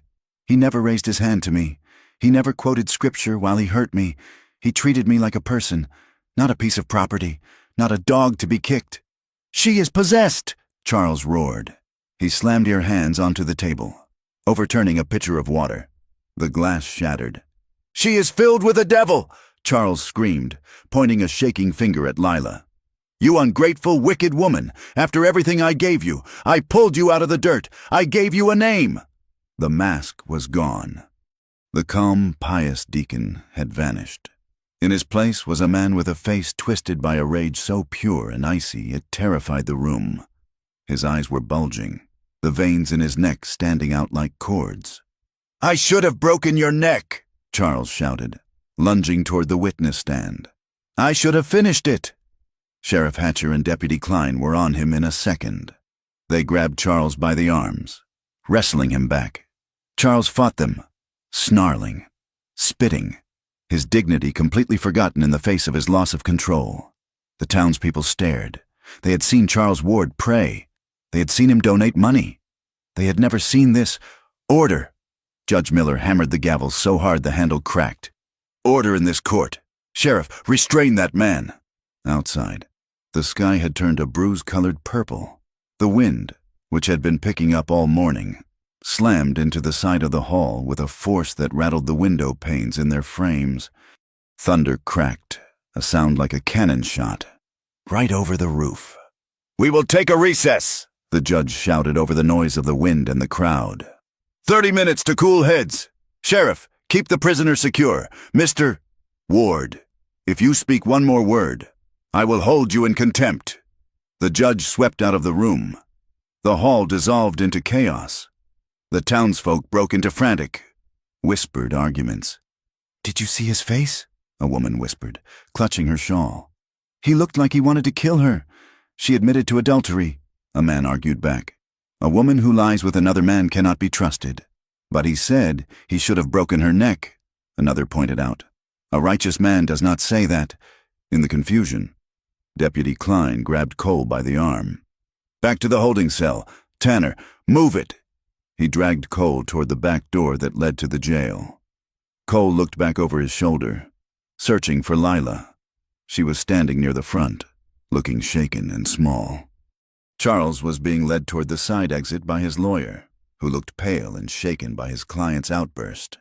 "Lila!" Cole shouted. "Stay with the sheriff!" But the noise of the room swallowed his voice. Lila stood alone for a moment. The women, Esther, Ruby, and Bessie, were trying to push through the crowd to get to her, but the press of bodies was too thick. "Mrs. Ward," a voice said. It was not the sheriff. It was one of the men Charles had brought with him, a ranch hand with a hard face. "Judge wants you in the vestry, separate from the crowd." Lila hesitated. "Where's the sheriff?" "He is dealing with your husband," the man said, taking her elbow. "Come on, it is safer out of this mob." He steered her not toward the vestry, but toward the side door that opened into the alley between the hall and the general store. Lila stepped out into the air. It was electric with the storm. The wind whipped her hair across her face. Dust hissed against the brick walls, stinging her skin. The sky was almost black, though it was only early afternoon. "This isn't the vestry," Lila said, pulling back. "No," the man said. "It isn't." A wagon was waiting at the mouth of the alley, and standing beside it, breathing hard, adjusting his cuffs, was Charles. The ranch hand shoved Lila forward. She stumbled, catching herself on the rough brick wall. Charles looked at her. The rage was gone, replaced by a terrifying, icy purpose. "You embarrassed me, Lila," he said. His voice was calm again, which was worse than the shouting. "You made a scene. I told the truth," Lila said, backing away. "You told a story," Charles said. "And now the story is over. Get in the wagon." "No," Lila said. "The judge." "The judge is an old fool," Charles said. "We are going home. I have a doctor in Denver who specializes in women with your condition. A few months in his care, and you won't remember any of this. You won't remember him." He reached for her. "No!" Lila screamed. She turned to run, but the alley was blocked by the ranch hand. Charles grabbed her wrist. His grip was the one she remembered, iron hard, pinching the nerve. He yanked her toward him. "You belong to me," he hissed. "God gave you to me." Inside the jailhouse holding area, Cole was pacing like a caged tiger. The door to the alley was slightly ajar to let in air, guarded by Deputy Klein, who was busy lighting a cigarette and watching the storm. Through the crack in the door, Cole heard it. A scream. "No!" He looked through the gap. He saw the alley. He saw the black wagon. He saw Charles Ward gripping Lila's wrist, dragging her through the mud. Something snapped in Cole's chest. It was the last thread of restraint, the last piece of the man who tried to play by the rules. "Hey!" Deputy Klein turned as Cole moved. Cole didn't stop. He was cuffed, his hands bound in front of him with heavy iron links. He used them as a weapon. He swung his arms up, catching the deputy under the chin with the heavy chain. Klein's head snapped back. He went down hard, the cigarette flying from his mouth. Cole didn't wait to see if he was unconscious. He kicked the door open and ran into the storm. The rain began then, a sudden, torrential downpour that turned the dust to slick red mud in seconds. "Charles!" Cole roared. Charles spun around. He saw the man in the duster, chains swinging, charging down the alley like a bull. "Get him!" Charles shouted to his hired man. The ranch hand reached for his gun, but he was slow, and the rain made his grip slick. Cole didn't slow down. He lowered his shoulder and slammed into the man, sending him sprawling into the mud. Cole kept moving. His eyes were locked on Charles. Charles let go of Lila. He reached into his coat pocket. "Cole, he has a gun!" Lila screamed. She scrambled back, slipping in the mud, pressing herself against the wet brick wall. Charles pulled out a small, nickel-plated revolver. It was a gentleman's gun, a hideout weapon. He raised it. Cole was 10 feet away. He couldn't stop. He couldn't dodge. He did the only thing he could do. He threw himself forward, diving through the air. Thunder cracked simultaneously with the gunshot. Lila didn't know who had been hit. She saw the flash of the muzzle. She saw Cole collide with Charles, the momentum carrying them both backward. They hit the mud in a tangle of limbs and black cloth. Charles was screaming, a high, panicked sound. Cole was silent, a grim force of nature. They rolled in the muck. Charles tried to bring the gun around. Cole, his hands still bound, brought his fists down in a double-handed hammer blow. The chain smashed into Charles's forearm. The gun flew from Charles's hand, skittering across the wet stones. But Charles fought with the strength of a madman. He clawed at Cole's face, his fingernails digging into the scar. He kicked and thrashed. "I will kill you!" Charles shrieked. "I will kill you both!" He managed to get a hand around Cole's throat, squeezing. Cole gasped, his face turning red. He couldn't break the grip with his bound hands. Lila saw the gun lying in the mud. She moved. She crawled on her hands and knees, the rain plastering her hair to her face. She reached for the weapon. But before she could touch it, the struggle in the center of the alley shifted violently. Charles had released Cole's throat and was scrambling for the gun himself. He lunged, his fingers closing around the pearl handle. Cole saw it. He rolled, bringing his knees up, and kicked Charles in the chest. Charles flew back. He landed hard on his back, but he held on to the gun. He raised it, aiming directly at Cole's chest. "Die!" Charles hissed. Cole was on his knees. He couldn't move fast enough. Lila screamed. Cole threw himself sideways just as Charles pulled the trigger. The gun didn't fire. A misfire? The rain? No. Charles pulled the trigger again. Click. Cole didn't wait for a third try. He lunged. He landed on top of Charles, his heavy boots finding purchase in the mud. He pinned Charles's gun hand to the ground with his knee. Charles bucked, his eyes wide with a sudden, dawning terror. He looked at Cole, and for the first time, he didn't see a drifter he could crush. He saw his own death. Cole raised his bound hands high above his head. The iron cuffs caught the lightning flash. He didn't bring them down on Charles's head. He hesitated. The killing in Texas, the years of running. He didn't want to be a murderer again. In that second of hesitation, Charles twisted. He pulled a second weapon, a knife from his boot. He slashed upward. The blade caught Cole in the side, slicing through the duster and into flesh. Cole grunted, flinching back. Charles scrambled up, knife in hand, lunging for Lila. If he couldn't have her, no one would. "No!" Cole roared. He tackled Charles from behind. They hit the wall of the general store. The impact was bone-shattering. The knife. Where was the knife? They slid down the wall together. Cole pulled back, gasping, clutching his side. Charles stood there for a second. He looked surprised. He looked down. The knife was buried in his own chest, just below the ribs. In the collision, the blade had turned. Charles looked at Lila. He opened his mouth to speak, perhaps to quote one last scripture, perhaps to curse her, but only a bubble of blood escaped his lips. He crumpled. He fell face forward into the red mud, his pristine black suit soaking up the filth of the alley. The rain poured down, washing the blood into the ruts. Cole leaned against the wall, sliding down until he was sitting in the mud. He pressed his cuffed hands against his bleeding side. Lila scrambled over to him. "Cole! Cole! I am all right," he gasped, though his face was gray. "It is just a cut, not deep." Lila touched his face, wiping the mud and blood from his cheek. She was shaking so hard she could barely breathe. She looked at Charles. He wasn't moving. The rain beat against his back. "Is he?"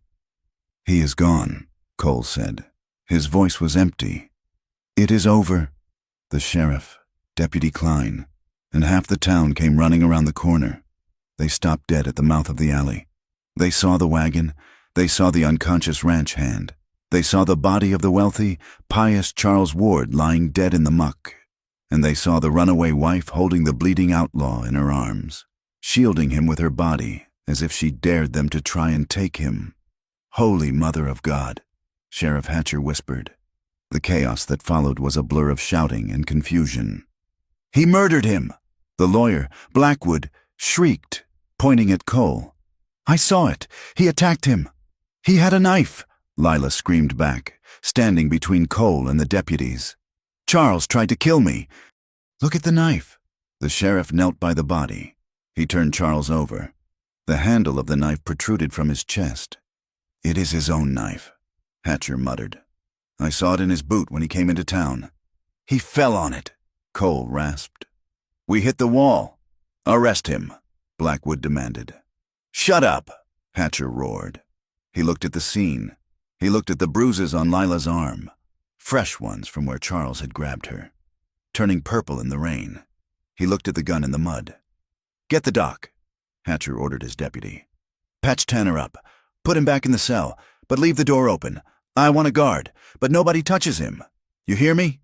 The storm raged for another hour, scrubbing the town of Red Hollow raw. It washed the dust from the roofs and the pretenses from the people. By evening, the mood in the town had shifted. The spectacle of Charles's rage in the courtroom had been the first crack.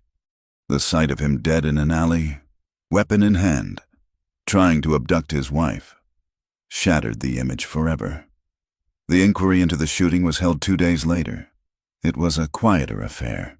There were no crowds, just the judge, the sheriff, Lila, Cole, and a few witnesses. Esther testified that she saw Charles drag Lila into the alley. The deputy admitted Cole had broken out only after seeing Lila in danger.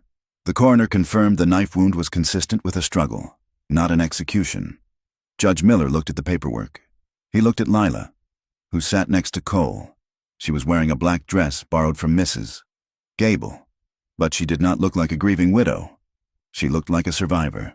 "The court finds," Miller said, rubbing his eyes, "that the deceased, Charles Ward, initiated a violent confrontation with the intent to abduct Mrs. Ward. We find that Cole Tanner acted in defense of another. The death of Charles Ward is ruled accidental during the commission of a felony." He looked at Cole. "Mr. Tanner, you assaulted a deputy. You broke out of custody. You are a troublemaker." "Yes, sir," Cole said. "But," the judge continued, "it seems you are the only reason Mrs. Ward is not currently being transported against her will. I am sentencing you to time served. Get out of my town." The gavel came down. Lila let out a breath that sounded like a sob. Cole reached out and took her hand. His cuffs were gone. They walked out of the hall into the sunlight. The air was crisp and clean after the storm. People stopped and watched them pass. They didn't smile. They didn't wave. There was no hero's welcome. Cole had killed a man, accidental or not. Lila was a widow who had taken a lover before her husband was cold. They were free, but they were marked. The scandal would follow them. The whispers would never fully stop. That is the woman who ran. That is the man who killed for her. Lila stopped on the boardwalk. She looked at Cole. His side was bandaged, and he moved stiffly. The scar on his jaw was stark in the light. "You are free," she said. "We are free," he corrected. He looked at the open plain stretching out to the west. "Where do we go?" Lila looked at the horizon. She didn't see emptiness anymore. She saw space. "West," she said. "Further west, where nobody knows the name Ward." "West is hard country," Cole said. "I know," Lila said. She took his arm, feeling the muscle beneath the sleeve. "I'm not afraid of hard work. Cole, I'm only afraid of cages." They walked toward the livery stable to get the horse. They walked side by side, leaving a trail of gossip and blood behind them, crossing toward a future that promised nothing but what they could build with their own 2 hands. The dust of Red Hollow did not settle easily. Even after the judge had banged his gavel and the coroner had carted Charles Ward's body away to be shipped back to Bitter Creek in a pine box, the town vibrated with a nervous, electric tension. The storm had washed the blood from the alley, but it had not washed the memory from the minds of the people. Lila and Cole were free in the eyes of the law, but they were prisoners of the town's collective stare. When they walked down the boardwalk, conversation stopped. Women pulled their skirts aside as if Lila carried a contagion. Men touched their hat brims to Cole, but their eyes were wary, calculating the speed of his hands, measuring the man who had killed a wealthy rancher with a knife to the chest. They were a curiosity, a scandal, a walking reminder that the polite veneer of civilization was thin and easily broken. 3 days after the verdict, Cole stood in the small room at the boarding house. He was packing his saddlebags. His movements were slow, methodical, and heavy. Lila sat on the edge of the bed, mending a tear in her apron. She watched him, the needle still in her hand. "You are packing?" she said. Cole did not look at her. He buckled the leather strap on the bag. "We are leaving then?" "Lila," Cole said. He turned to face her. The bandage on his side was clean, but he moved with a stiffness that spoke of pain. "I am leaving." Lila set the apron down. The room went very quiet. "You are leaving me?" "I have been thinking," Cole said. He rubbed a hand over his face, looking suddenly very tired. "You are a widow now, a legal widow. You have Charles's name, but you don't have to keep it. You could go back east, or you could go to Cheyenne. You could be a teacher, like you wanted. You could find a man who doesn't have a trail of blood behind him. A man the town would tip their hats to with respect, not fear." His voice cracked. Just a fracture in the gravel. But Lila heard it. She saw the way his hands clenched at his sides. He was trying to be noble. He was trying to give her the life he thought she deserved, the life Charles had promised but never delivered. Lila stood up. She walked across the small room until she was standing right in front of him. She looked at the scar on his jaw. She looked at the gray eyes that had watched her sleep in a freezing line shack. "I tried a respectable life," Lila said softly. "I tried a man the town approved of. He choked me in the pantry while quoting the Psalms." "Lila, I'm a drifter," Cole argued, though there was desperation in his voice. "I have nothing. I'm a hard road to walk." "I know," Lila said, "but you are the road I chose." She reached out and took his face in her hands. "Do not insult me. Cole Tanner, do not tell me what I should want. I did not cross that icy river to become a schoolteacher in Cheyenne and wonder for the rest of my life where you were. I crossed it to be with you." Cole closed his eyes, leaning his forehead against hers. "People will talk. They will never stop talking." "Let them talk," Lila whispered. "I am done listening." They left Red Hollow the next morning. They did not sneak out under the cover of darkness. They rode out at high noon. Cole rode the big bay, and Lila rode a sturdy, speckled mare she had bought with her cafe wages. They rode down the main street, heads high, looking neither left nor right. They stopped at the edge of town. Lila had a small pouch tied to her saddle. Inside were the silver dollars Mrs. Chang had given her, the freedom money she had almost spent a dozen times but saved. Added to that were Cole's wages from the livery and the coins Lila had earned scrubbing dishes. It was not a fortune. It was barely a start, but it was theirs. They rode west. They rode past the established ranches, past the fenced grazing lands, out into the country that was still wild and broken. They rode for 5 days until the land turned rocky and the wind smelled of sage and pine resin. They found it near a narrow, twisting creek that ran cold and clear from the mountains. It was a homestead that had been abandoned years ago. The cabin was little more than a shell, logs rotted at the corners, the roof half caved in, the door missing entirely. A stand of stubborn, wind-twisted pines stood guard behind it, offering the only shade for miles. The soil was full of stones. The wind was relentless. It was an ugly, hard patch of earth that nobody else wanted. Cole reined in his horse and looked at it. "It is a wreck," he said. "Roof needs replacing. Corrals are gone. Ground as hard as iron." Lila looked at the chimney. It was still standing, built of river stone. Smoke could rise from that chimney. "It has water," Lila said, "and wood, and nobody can see us from the road."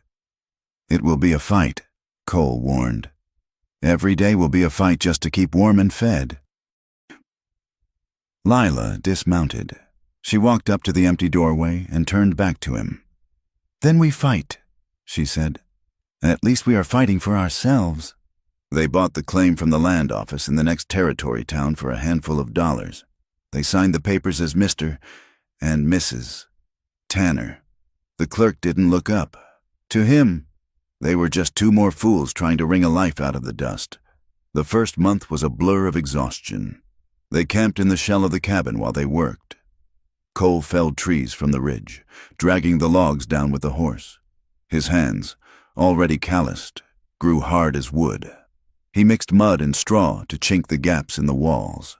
He cut shakes for the roof, hammering until his shoulders screamed. Lila worked beside him. She hauled river stones to rebuild the hearth. She cleared the brush from the yard, her hands bleeding and stained with sap. She learned to mix the mud to the right consistency. She learned to swing a hammer. There was no romance in it. They fell into their bedroll at night too tired to speak, smelling of sweat and dirt. Their muscles ached. They ate beans and biscuits cooked over an open fire until the chimney was safe to use. But slowly, the shell became a house. They hung a door made of planks. Cole planed smooth. They built a table. They stuffed a mattress with dried grass and sage. One evening, Cole came in from the yard. He was carrying a scrawny rabbit he had shot. He stopped in the doorway. Lila had found an old jar and filled it with wildflowers, paintbrush, and bluebells. She had set it on the rough table. It was a small thing, a useless thing. Really. But Cole stared at it for a long time. "It looks like a home," he said quietly. "It is a home," Lila said.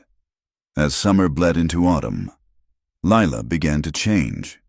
The pale, frightened woman who had flinched at loud noises was gone, burned away by the sun and the wind. Her skin turned a golden brown. Her arms grew wiry and strong. She asked Cole to teach her to shoot again. This time, she wasn't shooting at a tree trunk. They couldn't afford to waste ammunition on practice. She hunted with him. She learned to stalk through the dry grass without making a sound. She learned to hold her breath when a grouse flushed. The first time she brought down a deer, a young buck that would feed them for weeks, she didn't cry. She knelt beside the animal, thanked it, and helped Cole dress it out. Her hands steady as she held the knife. She learned to ride alone. She would take the mare and ride up into the hills to gather berries or check the perimeter of their land. At first, Cole watched her go with anxious eyes, his hand drifting to his gun. "I will be fine," she told him. "I know the way. I have the revolver." "I know," Cole said. "Old habits." "Charles taught me to be helpless," Lila said, tightening the cinch on her saddle. "He told me the world was too big and too scary for a woman. He lied." She mounted the horse and looked down at him. "I am not helpless, Cole, and I am not his anymore." But the past was not so easily discarded. It lived in the dark corners of the cabin and in the silence of the night. Cole still had nightmares. The killing in Texas, the face of the man he had shot, the feel of Charles's knife sliding into his side. He would wake up gasping, his body rigid, his fists clenched and ready to strike. In the old days, alone on the trail, he would have sat up and smoked a cigarette until dawn, letting the shame eat him. Now, he felt a hand on his chest. "Cole," Lila would whisper. "You are here. You are with me." She didn't pull away from his violence. She moved into it. She soothed him with a touch that was firm and grounding. She stroked the hair back from his damp forehead. She hummed a low, wordless tune until his breathing slowed and his fists uncurled. "I'm sorry," he would rasp in the darkness. "I am broken." "You are not broken," Lila would say, pressing a kiss to his shoulder. "You are just healing. Scars take time to fade." Their intimacy grew in the quiet spaces between the work. It wasn't just the relief of bodies seeking comfort. It was a language they were inventing together, In the evenings, when the wind howled outside and the fire crackled in the hearth, Cole would sit behind Lila on the edge of the bed. He would take her long, dark hair in his rough hands. "Hold still," he would murmur. He would braid her hair. His fingers, so large and scarred, moved with a surprising, deliberate delicacy. He handled her hair like it was silk, like it was precious. He wove the strands together, tying the end with a strip of leather. Lila would sit with her eyes closed, leaning back against his chest. It was a simple act, but it felt more intimate than anything she had ever known. It was an act of service, an act of care. And afterward, she would take his hands. She would turn them over, tracing the scars on his knuckles, the calluses on his palms. She would kiss the jagged white line on his jaw. "You have good hands," she would tell him. "They have done bad things," he would answer. "They built this house." She would say, "They hold me." Desire, when it came, was sudden and fierce. It was no longer the tentative exploration of Red Hollow. It was a claiming. One night, the wind was particularly brutal, shaking the cabin walls. Lila was already in bed, watching Cole bank the fire. He was shirtless, the firelight playing over the muscles of his back. Lila felt a heat rise in her that had nothing to do with the stove. She remembered the years she had spent dreading the bedroom door opening. She remembered feeling like a vessel to be used and discarded. She sat up. "Cole." He turned. "Yeah, cold?" "No," she said. "Come here." She didn't wait for him to come to her. She reached out and caught the waistband of his trousers. She tugged him toward the bed. Cole looked at her, surprised. He saw the fire in her eyes. He saw the way her lips parted. "Lila," he warned, his voice rough. "I am dirty. I smell like smoke. I don't care," she said. She laughed, a breathless, bold sound. "I want you." She pulled him down. That night, she was not passive. She explored the landscape of his body with the same determination she had used to clear the field. She kissed his throat. She ran her hands over his chest. She guided him. For a moment, Cole hesitated, his old fear of hurting her rising up, but Lila looked at him, her face flushed, her eyes wide and clear. "Look at me," she whispered. "I am not afraid. I am choosing this." And in the silence of their cabin, miles from the nearest soul, they found a freedom that no court could grant. Lila learned that her body was not a trap. It was an instrument of joy. She learned that wanting him, needing him, crying out his name in the dark did not make her wicked. It made her alive. But the world outside the cabin did not disappear. They needed supplies, flour, sugar, ammunition. Once a month, they hitched the mare to the old wagon they had repaired and drove to the town of Granite Peak, a day's ride east. Granite Peak was bigger than Red Hollow. It had a brick bank and a hotel with glass windows. It also had a telegraph office, and news traveled. The first time they walked into the general store, the silence was immediate. The storekeeper, a man named Mr. Abernathy with spectacles and a pinched nose, stopped sorting mail. He looked at Cole. He looked at Lila. "We need 50 pounds of flour," Cole said, placing his hands on the counter. "And coffee." "Mr." Abernathy cleared his throat. He looked at the other customers, 2 women whispering by the fabric bolts. "I can sell you the goods," Abernathy said, his voice loud. "But it is cash only.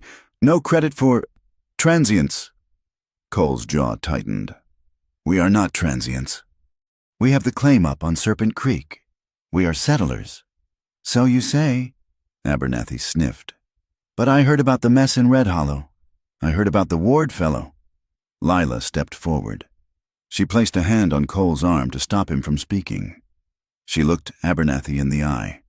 "Mr. Ward is dead," she said calmly. "And we have cash."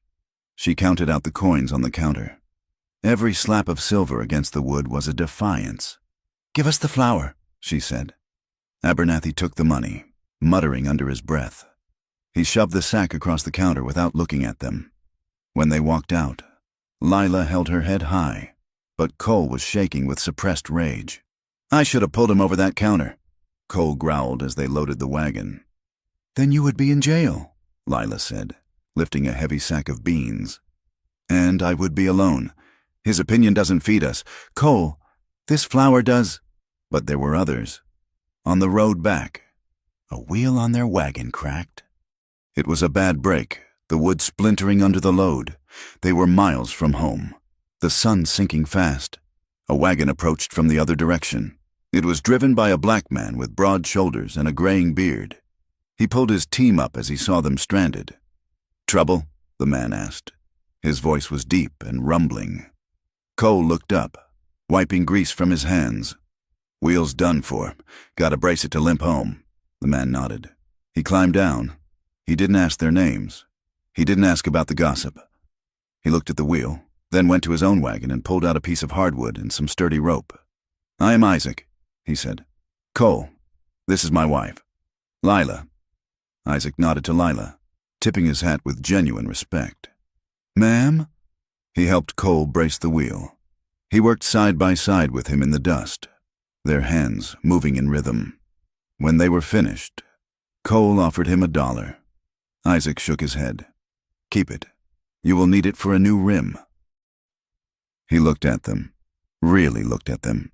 He saw the way they stood close together, the way the world looked at them, and the way they looked back. I had a wife once, Isaac said softly. We came out here from Missouri after the war. Folks didn't much like us having a place of our own, but we had it. That is what matters. You hold on to your patch of dirt. He climbed back onto his wagon. You hold on tight. There were others, too. A traveling preacher who stopped by their cabin for water and stayed for dinner. He didn't ask for a marriage certificate. He blessed their food and told them that God looked at the heart, not the law books. There was a Lakota couple who camped near the creek in the spring. The woman showed Lila which roots were good to eat and which would make you sick. They traded dried venison for coffee. They didn't care about Charles Ward. They cared that Cole and Lila respected the land and didn't fence off the water. Seasons cycled. The first winter was brutal. The creek froze solid. The wind piled snow in drifts as high as the roof. They huddled by the fire, rationing their food, sleeping fully clothed under every blanket they owned. Spring came with mud, miles of it. But it also came with green shoots pushing up through the black earth. Lila planted a garden. Potatoes, turnips, stubborn beans. Summer brought heat that baked the ground until it cracked. A drought in July withered half the garden. The wolves took the foal their mare had birthed. One evening in late August, the heat finally broke. A cooling wind swept down from the mountains. Lila walked down to the creek. The water was low, trickling over the stones. She stood on the bank, watching the water flow. It reminded her of that night. The terror, the cold, the choice. She felt a presence behind her. She didn't flinch. She knew the sound of his boots. Cole stepped up behind her. He wrapped his arms around her waist, pulling her back against his chest. He rested his chin on the top of her head. The sky was turning gold and purple, the clouds catching the last fire of the sun. Thinking? Cole asked. Remembering, Lila said. She leaned into him. Sometimes, she whispered. I still hear him. Charles. In the quiet, he tells me I am nothing. He tells me I will fail. He tells me I am dirty. Cole's arms tightened. He held her as if he could physically shield her from the ghost. He is dead. Lila, Cole said. He is in the ground. And look at you. You are standing on your own land. You grew food from rocks. You survived the winter. You are loved. He turned her around to face him. He looked at her face, lined now by the sun, but open and strong. Every day you get up, Cole said fiercely. Every day you plant a seed, or bake bread, or laugh. You prove him wrong. You are winning. Lila, every single day, you are beating him. Lila looked at him. She saw the truth in his eyes. She saw the reflection of the woman he saw, not a victim, but a partner, a survivor. I was thinking, Lila said slowly, about the house. It is small, but we could add a room on the back. A room? Cole raised an eyebrow. For what? For others, Lila said. There are other women. Cole, women like I was. Women running from their own rivers. They need a place to land. A place where nobody asks questions, where nobody quotes scripture while they hurt them. Cole looked at her. He looked at the rough cabin they had built. He thought of the women who had helped Lila in Red Hollow. He thought of the girl in the saloon in Texas he hadn't been able to save. He didn't hesitate. He didn't ask how they would afford it. We will need more timber, he said. I can start cutting tomorrow. Lila smiled. It was a smile that reached her eyes, bright and unshadowed. Yes, tomorrow.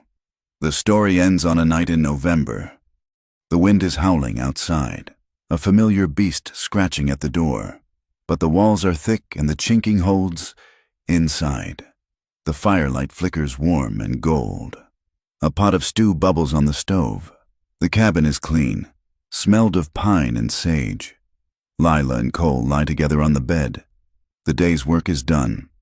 Cole is tired, his body heavy with the good ache of labor. Lila is tracing the lines of his hand with her fingertip, the calluses, the scars, the lifeline. We will need to patch the roof before the snow really hits, Cole murmurs, his eyes half closed.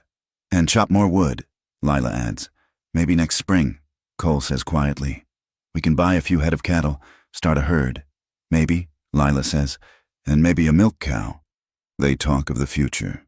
Not a grand future of wealth or ease, but a future of seasons, a future of survival, a future where they might, one day, hear the sound of a child laughing in this room. Lila rests her head on his chest. She listens to his heart. It beats steady and strong. The West outside is harsh. It is unforgiving. It will try to freeze them, starve them, and break them. The town will whisper. The memories will haunt, but they are here. They are together. Lila closes her eyes. She is not afraid of the dark anymore. She is not afraid of the silence. She remembers the river. She remembers the hand reaching down. She remembers the choice. And she knows, with a certainty that sits in her bones like iron, that she would cross it again, 1,000 times. She presses a kiss to Cole's chest. I am home, she whispers. You are home, he answers. The fire burns low, casting their shadows on the wall, merging them into one. Outside, the wind blows, but it cannot touch them. They have crossed over, and they will keep crossing, toward each other, no matter the cost. Thank you for journeying with me through this story of Lila and Cole. It has been a pleasure to walk the dusty streets of Red Hollow and the high plains of Wyoming with you. I would love to know where you are listening from today. Please leave a comment below sharing your location and your thoughts on the story. Did Lila and Cole's ending resonate with you? If you enjoyed this tale of the American West, please consider subscribing to From Wild West for more stories of survival, love, and the human spirit on the frontier. Until next time, keep your fire burning bright.